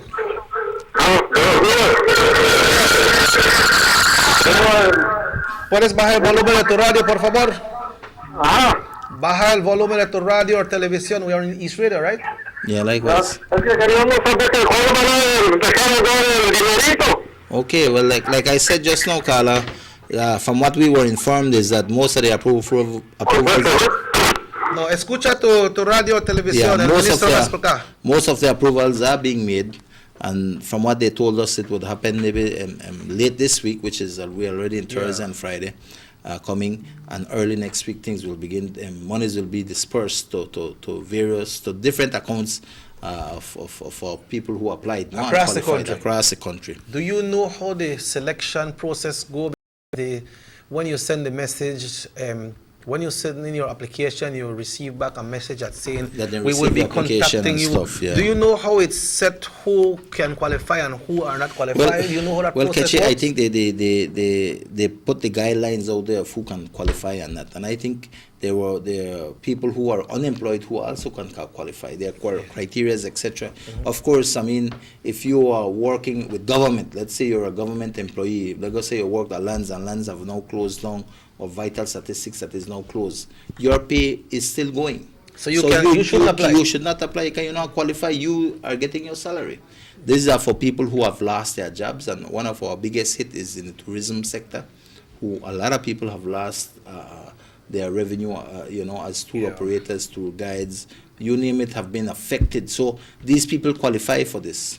People who are unemployed totally and got no recourse, they are qualified likewise. I mean, there were guidelines a lot out there, and I will tell you, the first day this thing went up, from midnight down, people people filled out, and I think at the first instance there were 20 applications. The system got jammed. Got jammed, and they had to free it up again and right. So, but definitely government has foreseen that people will need this financial assistance to be able to buy their stuff in the stores, etc. Government has not stopped the importation of goods because of the fact that we have to continue to feed the nation. People need to be able to purchase what is necessary for them during this time. So that is happening, Checky. But from my own take on this, listen, the government will be able to do what it can, and I know that people will have it hard, and that is why personally, Checky, I have been around, I think, between the week, this Friday that went by and over the weekend and up to Monday, we were out in town and the villages. I had my staff, which is, I've very limited my staff because of the social distancing rules. And we have basically been out, and I've been not going house to house, because the truth of the matter is that I'm trying to look at how we can assist those in need, and identify those people in our communities. And we have been able, well, I have personally, and this is not government funds, and I think Danny is doing the same, and it is important to note that the enough government funds that we have, that we are putting these food pantries together. Yeah, someone just asked about that, if you are doing I do that for my own personal resources. Is that some funds that comes from the government? None at all, none whatsoever, Checky. Those are things that I have been able to put together from my own resources and from what I could maybe get from friends of mine who are whether in business or otherwise to give me goods, etc., that I put together, and then I'm able to send. And So I that started already? Yes, I did that over the weekend. This is the first set we have done. I wish I could have given to every household. The truth of the matter is that the resources does not give for each household.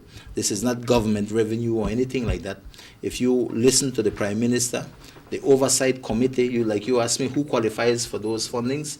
It is the oversight committee. I can't even tell you how they look in terms of discussions there, who will get. All I know is that the Prime Minister, along with the leader of the opposition, they have sat together, they have an oversight committee, there's a task force that looks at all of these things, and at the end of the day, it is not about UDP or PUP, but rather who qualifies and who will get that assistance. That is the situation in terms of how people will get that financial assistance. In terms of what I'm doing in the East, Checky, I am looking at all those people because we know our constituency well, and I'm trying to help all those people who are in most of need, who need it the most, people like we have been discussing, and those are the people I'm trying to get on this list. And we started out by giving these things. Now, of course, they're not a perfect system because you send people out there, and sometimes, of course, maybe somebody get it when they need it. Other times, people get it and things like that. And people, of course, always want more.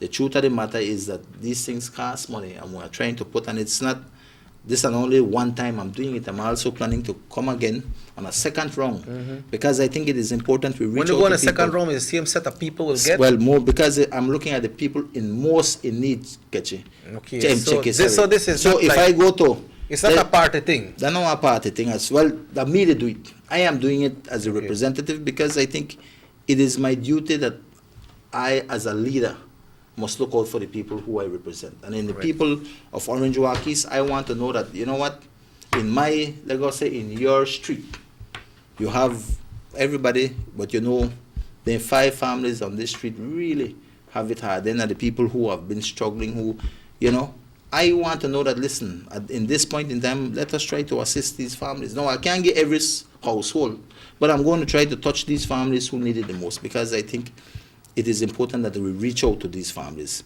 Of course, I mean, they're going to say, Checky, you got a house, I need it. I mean, if I give it, you appreciate it, but there are other people out there who need it more. Yeah, that's and true. For me, it is about reaching out to the most vulnerable, and that how is do what you I'm trying how to do you identify these Well, people? we identify them because we know our constituency. We know everybody in our constituency. We know the families, and we identify the families most in need. Now, it's not an easy thing, because we have 5 villages and a great part of the town. Yeah. But we are out there trying to do this, and I will go for a second round in terms of reaching out to people, and those people who we might have missed who really need it, I am putting them on another list so that we don't miss them the second time round. Yeah. Hello, good morning. Hello, good morning. Hello, I like how Mr. Aravan way set up out. Okay. So that you look for people in that place is good because they got people where we need.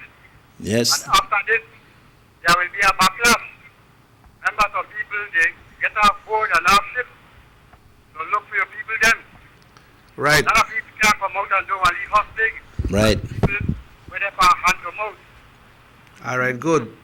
All right, caller, thank you. Then somebody text and ask me what the number for caller 302-2170. Minister, I'm not sure if you heard what Dr. Carla Barnett said at one of the press conference that they were looking at 20,000 applicants or try to see with the funds that was available. The Prime Minister mentioned about the 25 million that was borrowed, but more money keep on coming in. But now we are at 40,000, over 40,000. Do you know if they have enough funds to, let's say, 30,000 out of that or 35,000 are qualified and money is running out? Well, definitely. Like I said, government has a plan. And I think we are right on the plan in terms of the estimated amount of people who will need this financial assistance. And I think government is doing a hell of a job in terms of that planning. Of course, nothing is perfect, and I'm sure the government at the onset has the money to take care of people financially and assist them with what they have promised.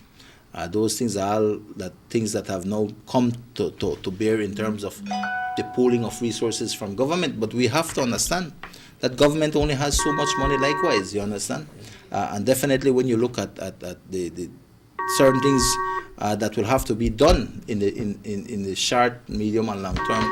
Yeah. I mean, these are things that we must bear as a nation, because at the end of the day, we are going through a certain crisis, you know. Right. Hello, good morning. I'll be able to hear you, sir. You need to talk up a little bit in your telephone. When you times 50,000 by 900, that's only $40 million. Aha. Remember, we got $75 million, and that was slowly stuff we got towards this relief. So I don't see why you can't get everybody while you got the money.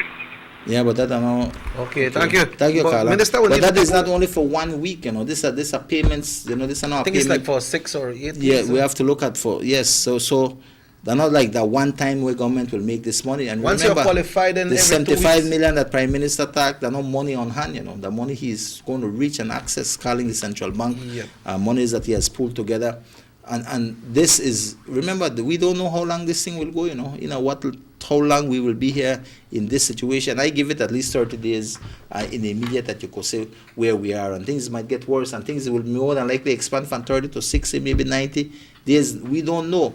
And so definitely government, feel like government has endless pocket of money, you know, because the money that it makes comes from what? From revenues that come into the country. Right now, tourism is where at nearly zero, you know, right? When you look at our industries, exports, etc., I mean, that, you know, everything has basically fallen. You look at the United States, their economy has plummeted. Then Trump, the call, I think, want to open up back because then they take lick. But he can't. He can't. And so government will have to look at how it gets these monies.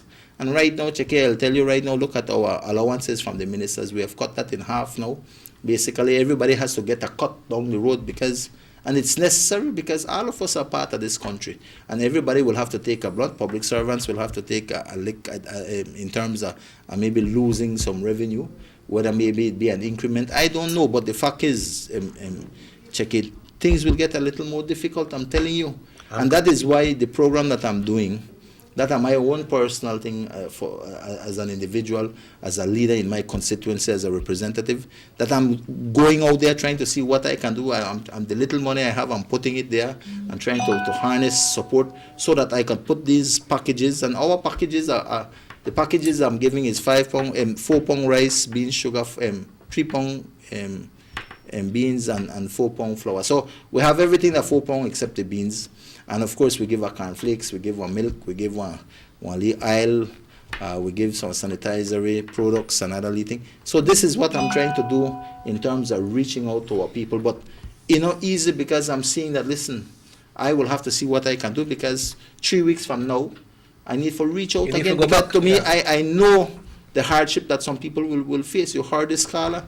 There's a lot of our people in our communities who had no piggy bank save for hard times, people who live from hand to mouth every day, they live whatever they make, they live. And some of these people have kids who require milk and that. So I know the challenges that our people will face, not only here in Orange Walk, but in other districts, Belize City, you name it, you have certain people who are vulnerable. And this crisis will be impacting them the worst. And I definitely understand that. I think government understands that. That is why government quickly put into this thing the financial assistance to people so they could get money in their hands so that they could buy what they need. And this is hard times right now. I'm telling you, we're going to go through some hard times as yet. You look at the SIs because we are trying to reduce the spread of this virus, but in so doing, I mean, we're affecting a lot of people in terms of the work that they can be doing out there. So we are in challenging times right now. And like I said, I don't know how long we are going to go like this. It all depends on what's next in terms of the coronavirus, whether we find a vaccine or they'll find a way to deal with this coronavirus before we find the vaccine. I don't know. But the fact is, and it remains, that we as Belizeans will face some hard times. And definitely those who are less fortunate will have it even harder. And those are the people that my heart is with because I know what they will go through. And therefore, that is why when you say I put the packages together, it's to reach out to these people. And yes, I don't want to reach to every household, Jackie, because at the end of the day, I think everybody have a need. But there are people who have greater needs and will have a harder time than others. And those are the families I am trying to really Yes, we're not perfect.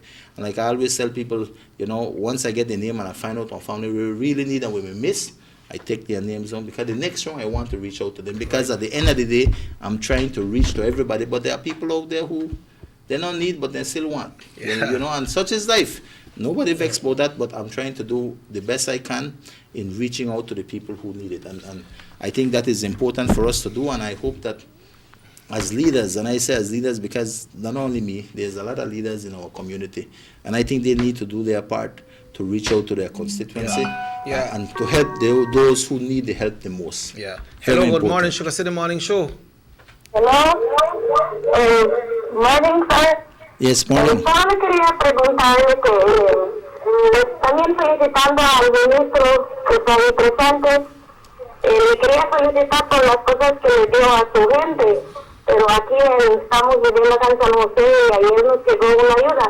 La agradecemos, pero solo quería que sepan que los que están administrando, no sé si lo están haciendo bien, no el ministro, sino a los que él manda. A los que él manda a darnos, a nosotros nos ayudaron, pero solo nos dieron 4 libras de arroz, como 4 libras de harina, nos dieron como 2 libras de frijol y 3 guineos y verdes. Okay. Y quería decir que pues Mr. Aragón está haciendo un buen trabajo, porque ahí oímos que dio leche, y aquí yo soy una mamá de 5 niños, tengo un nene que bebe leche, mi esposo tiene 3 semanas sin trabajo y no le he podido comprar su leche. Pues simplemente le quería informarle eso, que mucha gente aquí estamos padeciendo, necesitamos la ayuda y todavía no llega como lo esperamos. Ok, pues muchas gracias, señora, y cuídate bien. All right, so Minister, we need to go up on a break, though, because it's already 24 minutes and we have a lot of text messages that we want to share. When we come back, we'll be sharing those text messages. And the number is 302-2170. So Minister Aragon and Robert Checker Usher will be right back here. Shout out the people in the East as well. We're live on the East Radio, right, Minister? That's right, my friend. Always shout out the people in the East, yeah. you know. So we'll take a break and we'll be right back right here on North Television Channel 10.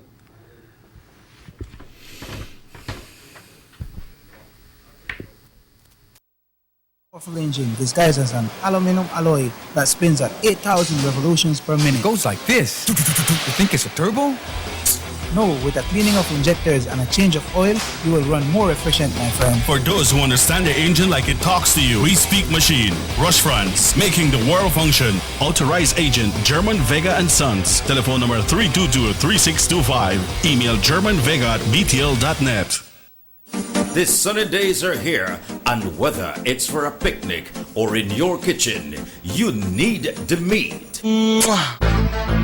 Gillette's Meat Shop proudly offers a variety of juicy cuts such as processed meats, ham, bacon, salami, longaniza, and sugar cure ham, just to mention a few.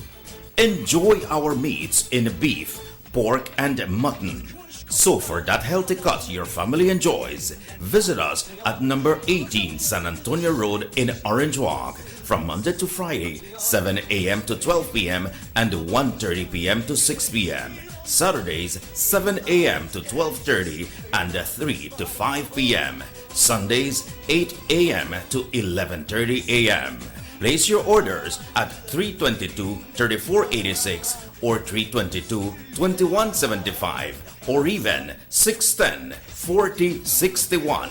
Send us an email at derekgillett31@gmail.com. Gillette's Meat Shop, fresh and processed meats. Ay, qué rico.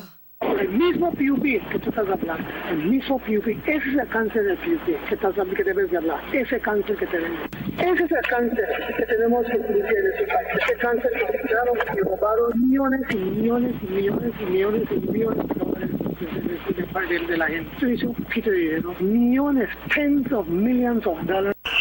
We are those millionaires, those people that get millions of dollars over the 10 years when we were the government.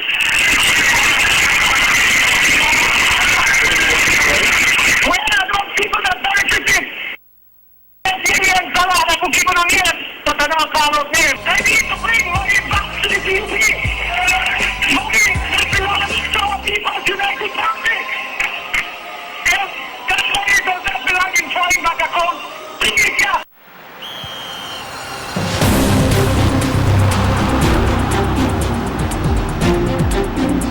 World-class spaces for Belizean athletes to thrive and fans to enjoy. Our new basketball and multipurpose arenas have proven their worth, attracting regional and international sporting events and hosting expos,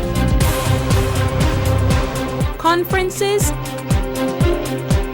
and proud graduates.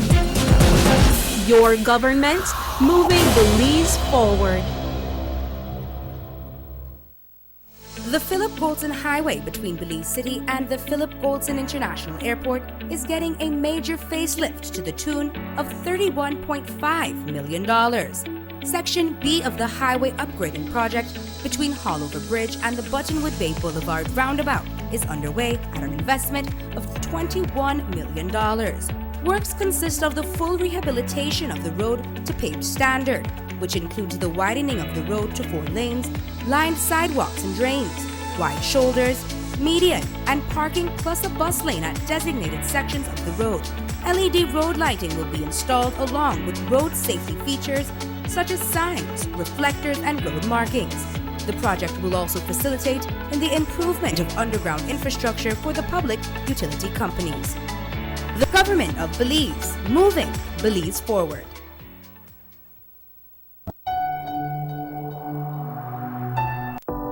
Have you ever noticed the development that's taking place in your town or in your city? Maybe it's because you've been too busy enjoying the results.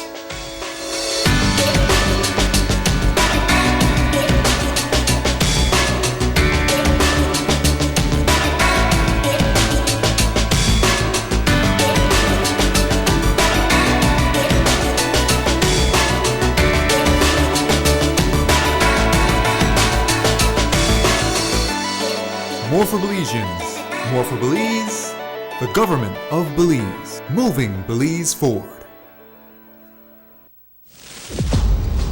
Take a journey with us to endless possibilities. Our future as a country is now. DigiNet Boost is countrywide. Taking Belize into the future. A nationwide technological evolution. As the most advanced fiber connection, DigiNet Boost is a step forward into a modern world. Belize is powered by DigiNet. DigiNet Boost, now available countrywide.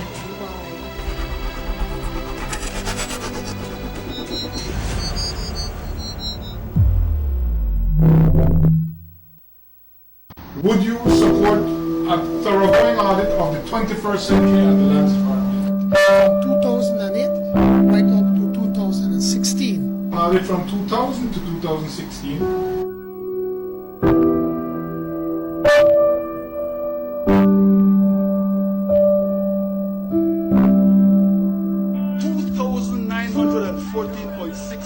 Acres in Tiger Creek, Forage Walk, 3,000 acres, 0.961 hectares, Jaime Briceño and John Briceño, 827.84 square yards to John Briceño, 5.4 acres to John Briceño and Jaime Briceño, 20 acres in Progreso to John Briceño, to John Briceño again, 6 acres in Progreso, the all of Progreso Yogawi, 20 acres freehold to John Briceño, McDonald on the New River, to Eligio Briceño, Eudaldo Briceño, and Graciano Briceño, 525 acres of land, 98.8 acres, Eligio Briceño, Graciano Briceño, and Eudaldo Briceño.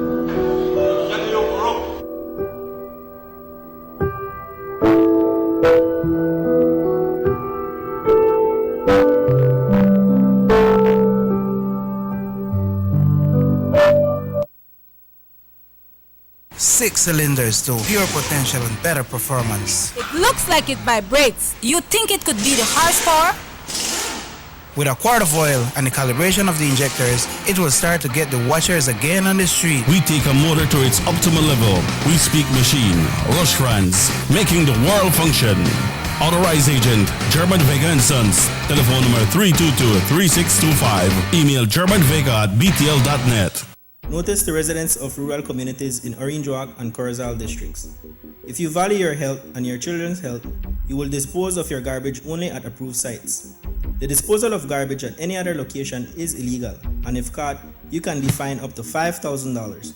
If you don't get caught, you can still suffer health impacts caused by these illegal sites, because illegal dump sites harbor pests such as rodents, possums, and mosquitoes that carry diseases. These can transmit those diseases to you and your children. In addition, the garbage you throw away illegally can contaminate water bodies near your community, the same water bodies you might use for recreation or other purposes. Only with your help can the Department of Environment ensure that Belize's development is safe for present and future generations. You can also contact your local village councils or Belize Solid Waste Management Authority for more information. The Department of Environment thanks you for your help.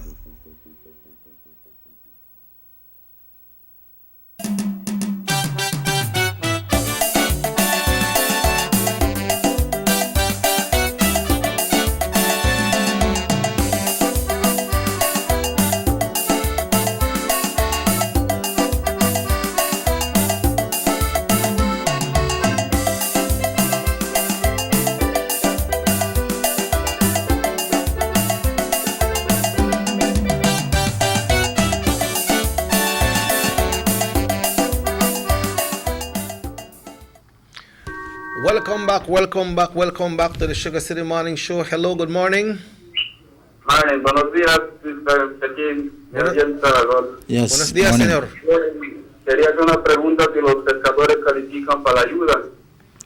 Pescadores. Sí. I'm not really too sure. I'm not too sure on that. But I would think that I think fishing is still allowed to be done right now. So I think fishermen still can fish right now, no?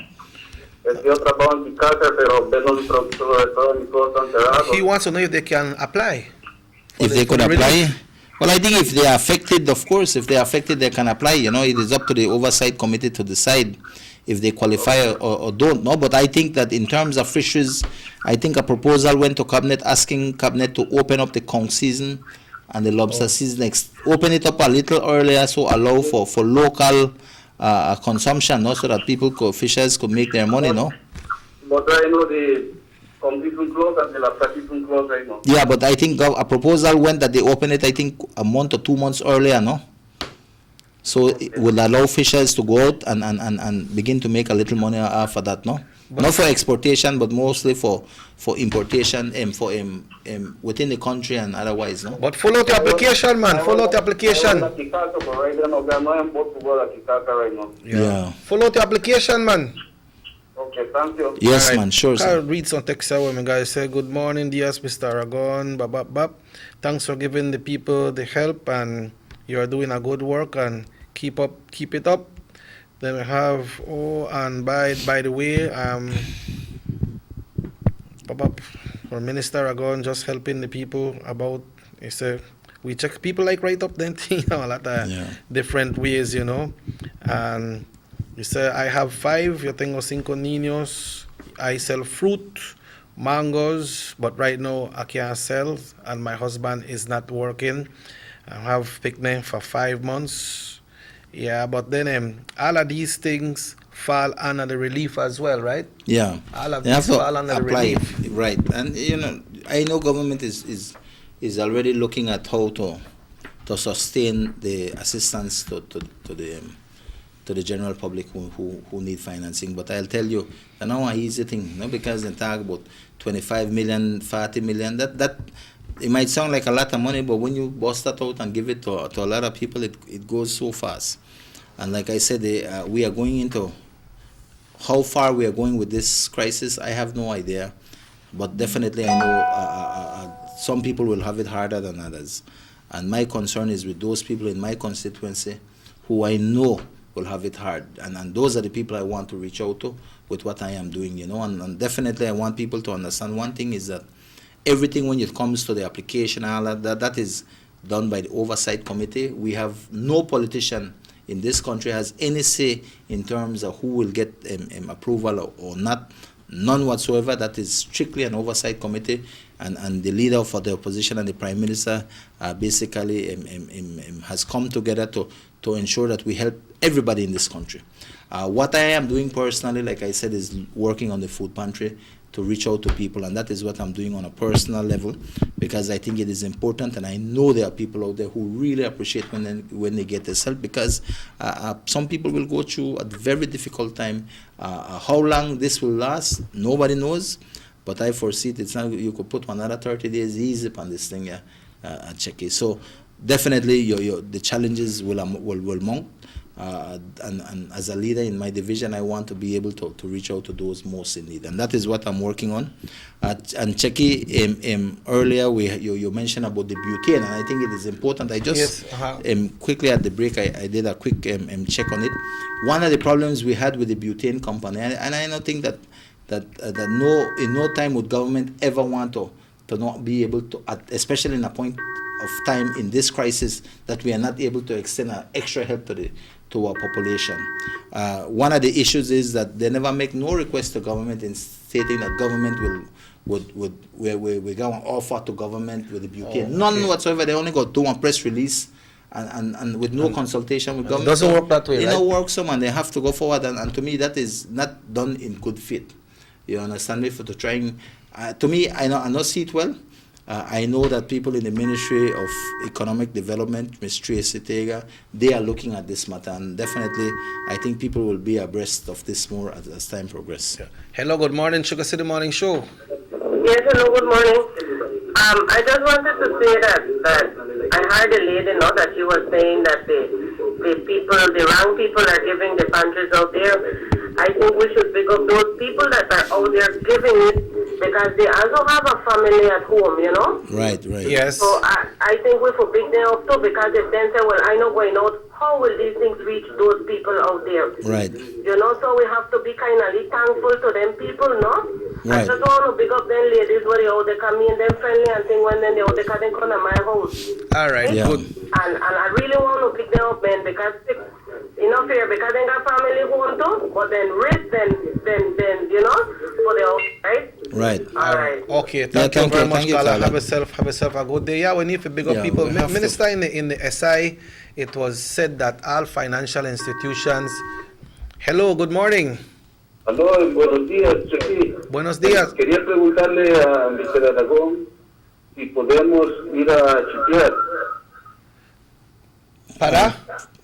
O sea, yo vivo así de llevar llantas de segunda, fierros viejos y cualquier... Can they do that? I think he do the flat tester so he can get all tires and irons and so on or sell it at the shipyard. Is that permitted at this time? Well, in terms of movement within the district, I think like 8 to 5, like I said, you can't move without a purpose. You should move with a purpose. Okay. You know? Hello, good morning. Buenos días. Buenos días. Pues yo quiero saber qué es lo que está pasando así, porque están radiando que no quemen basura en el cerco, y aquí en San Pablo hay gente que todavía, ahorita están quemando basura. Man. Humo que sale un montón. Yeah, pues nosotros... Eso no debe de pasar. I mean, the law is there clearly in terms of burning garbage. You know, that should not be done. And if that is being done, I ask people to report it. Report it to the fire station or to the police department. The police department, see what they do. Because I know that is an issue. It has always been a concern, you know.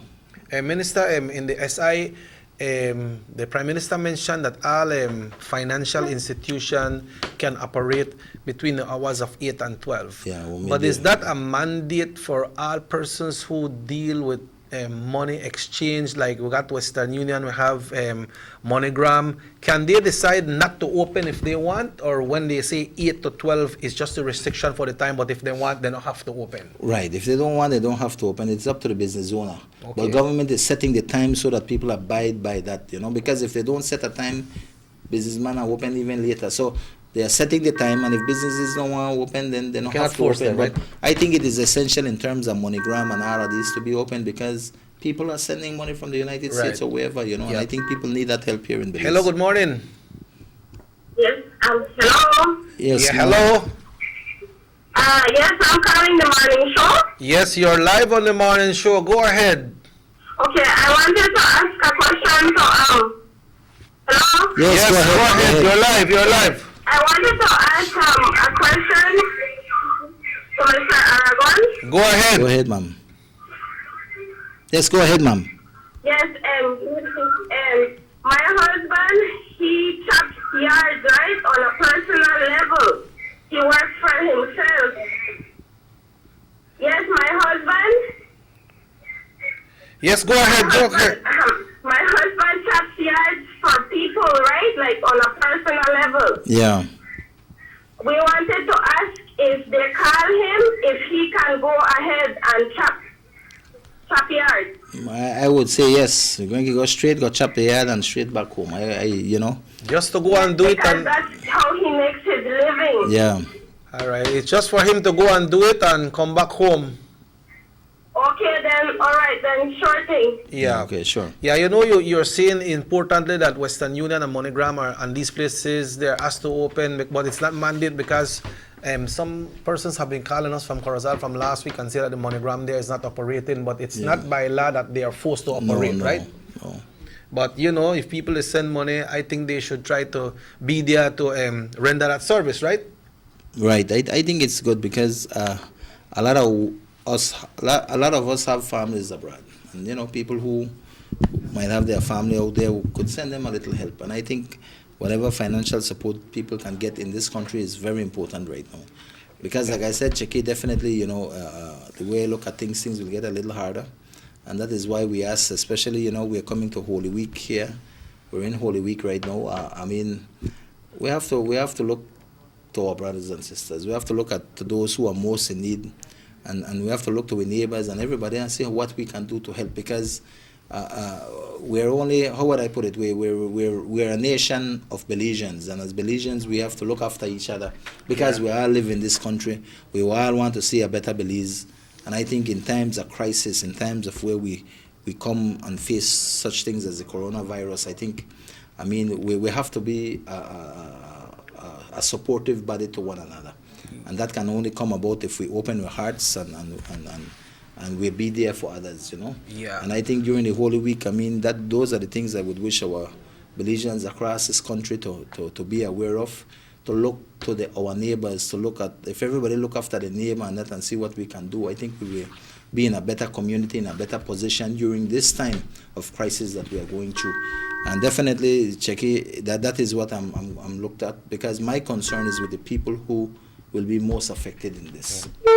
Minister, what's your message to the frontline workers, especially the ones under the Ministry of Security, the BDF, the Coast Guard, and all these persons that are working out there? Well, you know, Cheki, that is a very good question and concern. I think that I got a call, yesterday, about a wife of one of the police officers called and said, Mr. Aragon, I'm very concerned. My husband is out there at the front line working, and then he comes home.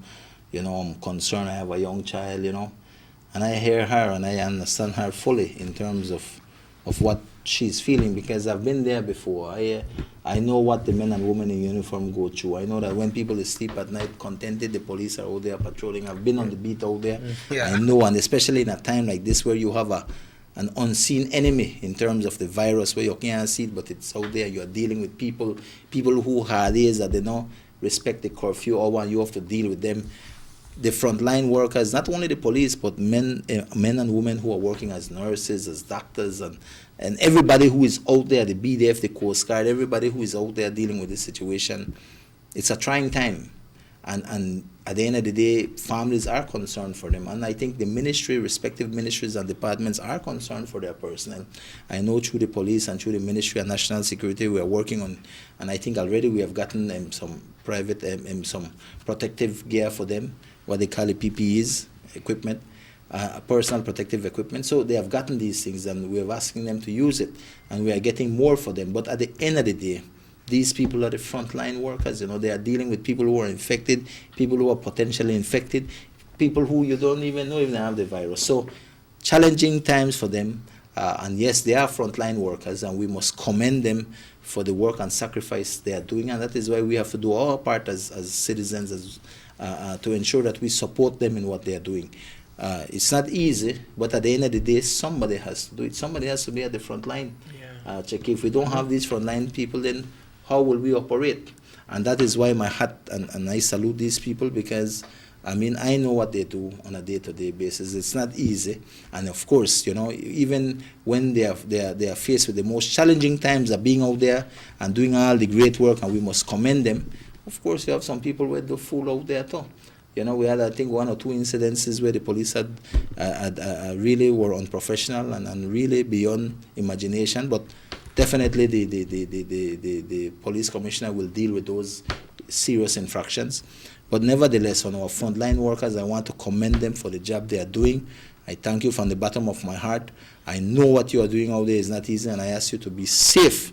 And all we can ask is for them to practice this safety precautions, take safety while they're out there, and do their best in terms of dealing with this situation. But at any time, our nation must commend you all for doing the work that you are doing. And it's not easy, Cheke. I look at other nations, you have people who are frontline workers, a lot of them get infected, and think. But at the end of the day, a lot of them have overcome these things too. But at the end of the day, these are the challenges our people face, and everybody will have their challenges, our men and women in uniform, no matter which department they work, and likewise our own citizens here will take a look, like we were talking about the less fortunate, and so that is why I call for all Belizeans across this country.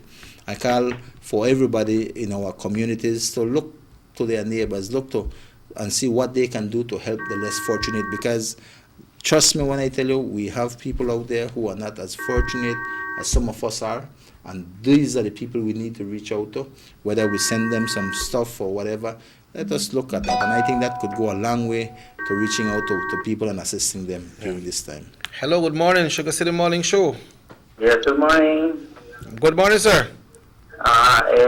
Is this the radio show? Yes. It is. You're live. Go ahead, sir. Okay.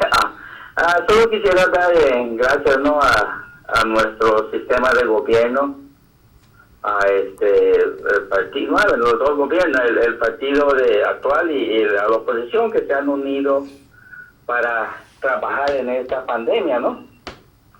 Creo que están haciendo un trabajo espléndido, ya que para nosotros aquí, la ciudadanía, pues nos sentimos bastante más fortalecidos, ¿no? Cuando vemos de que los dos partidos están trabajando juntos para un common sense, como dicen, ¿right? Ajá. Y la otra cosa que quisiera tal vez utilizar este medio para apelar a nuestra gente, que ya abandone esa especie de estigma, porque pues eso nos trae más problemas, ¿no? Nos trae más problemas porque no es justo de que la gente trate a las personas que son víctimas de esta enfermedad, no porque ellos lo buscaron, simplemente que fueron víctimas de ello, ¿no? Yeah. Así que pues quisiera usar este medio, como vuelvo a decir, para que la gente apoye. Este último caso del número 8, ya viste que puso su nombre y está diciendo quién es y le está pidiendo de favor a la gente para que no lo ataquen, ¿me entiendes? Y de esta manera yo creo que va a tener va a tener efecto, porque entonces la gente que posiblemente se siente mal va a poder venir a hacer su examen, su test, para que sí se pueda saber profundamente hasta dónde ha llegado.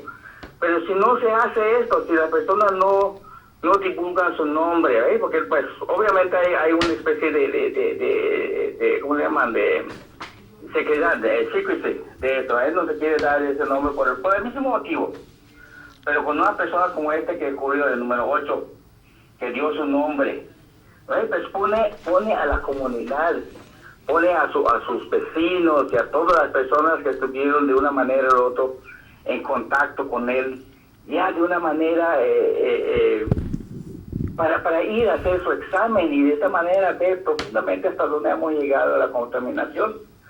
Así que hay que pedirle a la gente, ¿no? que olvide ese estigma, que no esté discriminando a la gente y que vamos a trabajar juntos, que vamos a quedarnos en casa. Yo no sé, olvide que ahorita allá afuera en los supermercados hay una cola, es tremendo, ¿entiendes? Y la gente no sé, yo por lo menos, desde que, aquí en mi casa, desde que empezó esta pandemia aquí, que llegó, los primeros casos, nosotros vimos de abastecernos con todo la canasta básica para que sí, pues, nuestra salida allá afuera sea menos. ¿Entienden? Entonces eso es lo que tenemos que hacer.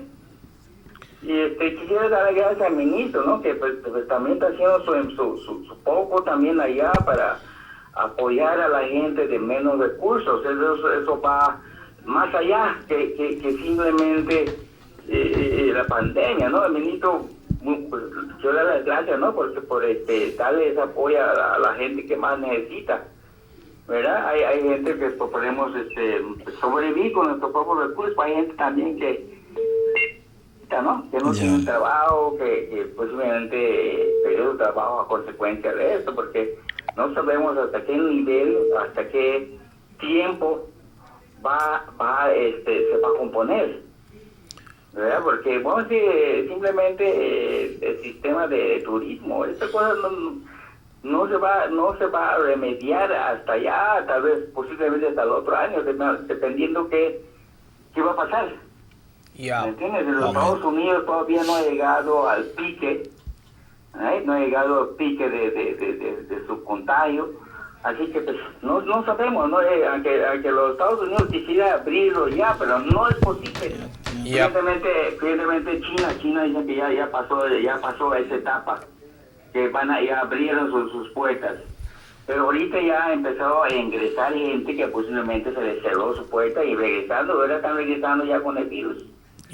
Okay, Carla, muchas gracias, pues. Okay, seguro. Minister, as we get ready to close this morning, I would like you to explain, we did it earlier, but to explain the difference between the state of emergency and the curfew, and at the same time encourage persons to adhere to these. Right, of course. Well, the state of emergency, the curfew is part of the state of emergency. State of emergency is the overall, the arcing in terms of the overall state of affairs in terms of where it dictates the curfew, where it dictates opening hours for businesses, what can be done and who should be out there and all of these things, you know. That's the state of emergency that we are in right now. Of course, you look at Cayo. Cayo has even stricter measures in terms of the keeping people indoors, etc., due to the fact of the cases that have come forth from Cayo. In terms of the state of emergency, people, I think it is out there already. We discussed it this morning. Opening hours must be strictly adhered to by business owners in terms of grocery stores, gas stations, and all the other businesses, pharmacies that are allowed to be open. Those that are not allowed to be open must adhere likewise and not open. People are informed of what businesses in terms of work can be done and cannot be done. That must be adhered to. The curfew between 8 p.m. to 5 a.m., that again, nobody should be out, and anybody that is out there, police will pick you up and arrest you and charge you for being out there during and violating the curfew hours. Like I said, the numbers have fallen somewhat. Like I think from yesterday was 58, 57, and today is about 45, 47. So the numbers are going down, but nevertheless, there are still an amount of people out there that should not be out there after 8 p.m.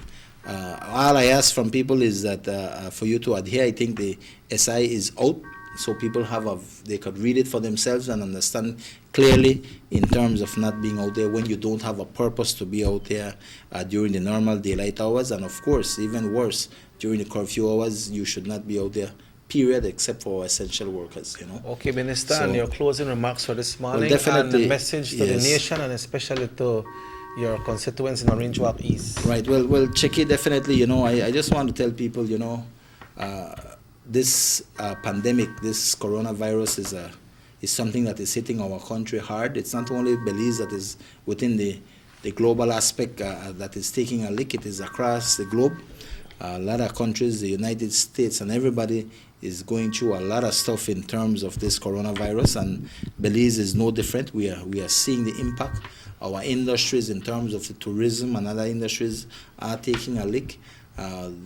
It's affecting from big business right down to your personal lives. And like I've said, Checky, we here, some people are more fortunate than others.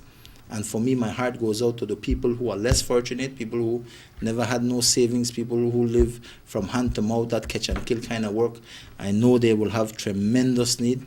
I want them to know that in my division, I'm doing what I can to assist the most in need, and I will continue with that program, and that is a personal program that I'm doing with the support of others who believe in what I do, and that way we can get help to these people that are most in need, you know, on my division. I'm not giving everybody, because not everybody needs, but those who really need, I'm trying to get and reach out to them, and that will continue.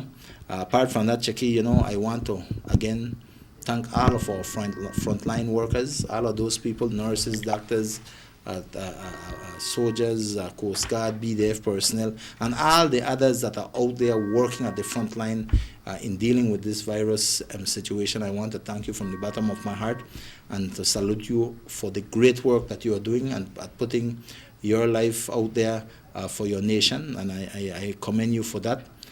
Likewise, I also want to ask people for understanding during this time. You know, we are going through this Holy Week, and I want to ask people, you know, Easter is right here this weekend. Easter comes so fast and it goes so fast because of this thing. And yes, maybe we can be out there indulging and socializing the way we always do Easter, but at the end of the day, I mean, you have to look at the positive things. You're at home, you're with your family, and we must be thankful that we have life, you know, and the good Lord, and I don't think the good Lord ever gives you more than you can bear. And definitely, you know, during this time, I ask people to be understanding, to look towards their fellow brothers and sisters, to see where they can help the less fortunate, because it is in times like these that I think we have to be the human beings that we are and have a heart for others, and we have to look at those people out there, because there are people in our communities who will have it even more difficult than you do, and I'll ask you to reach out to them and show that love and support to them. I heard a call about the stigmatization in terms of this virus, and we spoke about it a little earlier, and that is very important. This virus is not a death sentence. This virus is not something for us to discriminate or to hate or to stigmatize our fellow brothers and sisters who might contract this virus. It is something for us to be aware of. It is something for us to be supportive of.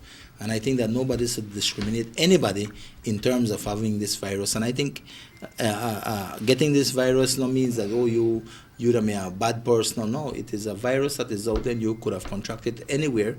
And I ask people, if you're really that ill, call the Ministry of Health, the Department of Health Services, to guide you and assist you. That way we could work towards preventing the spread, etc., you know. And I think that is very important, and I ask every citizen to do their part, to follow and abide by the regulations that has been set out by the government, by the regulation from the Department of Health Services, by the state emergency. And I ask that because this is a small country, and if we can do our part to ensure that we don't spread this virus, I think we will be at a far better place than many other nations.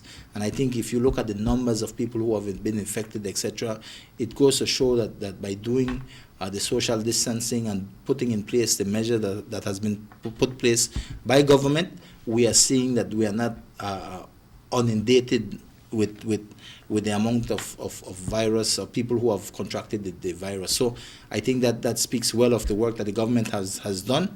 But of course, we as citizens must do our part to ensure that we have a safer Belize, and we do that by doing our part as good citizens. And of course, you know, Cheke, I want to take time to thank my staff that has been out there on the front line assisting people with these bags over the weekend, and we will continue to work to ensure that we reach out back to these most in need. And of course, I would like to close Cheke today by wishing everybody a happy Easter. I ask you to be safe at home. And you know, and to at the end of the day, Easter is about, you know, remembering Christ, and it's all about that bonding of family. And I do think that at this point in time, we must look towards the positive things that is before us. Yes, you can go party out there and things like that, but nevertheless, you can be at home, remembering and being with your family, and looking towards of what we as a nation and how we will overcome this virus by doing our part. And I just want to wish everybody a happy Easter, and however we make it, you know, and of course we continue to ask the Lord to continue to guide our leaders, and of course for the good Lord to assist us in overcoming this coronavirus, which I'm confident will happen in Cheke. To what extent and how long that will take, nobody really knows at this point in time, but I ask, listen, together as a nation, together as a people, we can overcome this thing, but we must be understanding, we must be caring for others, and we must lend a hand to those less fortunate. And with that, I close. Cheke. Well, thank you very much, sir. Thanks for being here, and all the best to yourself and your immediate family and everyone around you. Sure, man. Same to you, Cheke, and same to all the people in the East, especially, and to everybody in this nation. You know, I wish you the best. And especially to the people of the Orange Walk East, like I said, I'm here for you. I've always been here, and I will continue to do the best I can to assist those most in need. Thank you. And the Indian community invites you all at 7 o'clock tonight to turn off your lights and light a candle for 5 minutes, you know, to show respect for the frontline workers. That's 7 o'clock tonight. We're asking you to do that. Folks, we'd like to wish you a blessed Easter. You know, like Immaculata Church will be streaming their service tonight, also tomorrow, right through the holidays. And you know, we have different stations. We have the East Radio, we got Sugar City Radio, we got Universal Radio, who pass some of these services, you know, for all of us to be in tune, because I know everybody got streaming home, so we try to do it through the radio, right, Minister? That's good, man. That's and the good. Facebook and everything. So we'd like to thank you all. Raheem, thanks RC1. Everybody have yourself a blessed Easter. If the good Lord so will, we'll be back after the Easter, and the show repeats at 8 o'clock tonight. Raheem, thanks, and have a great day.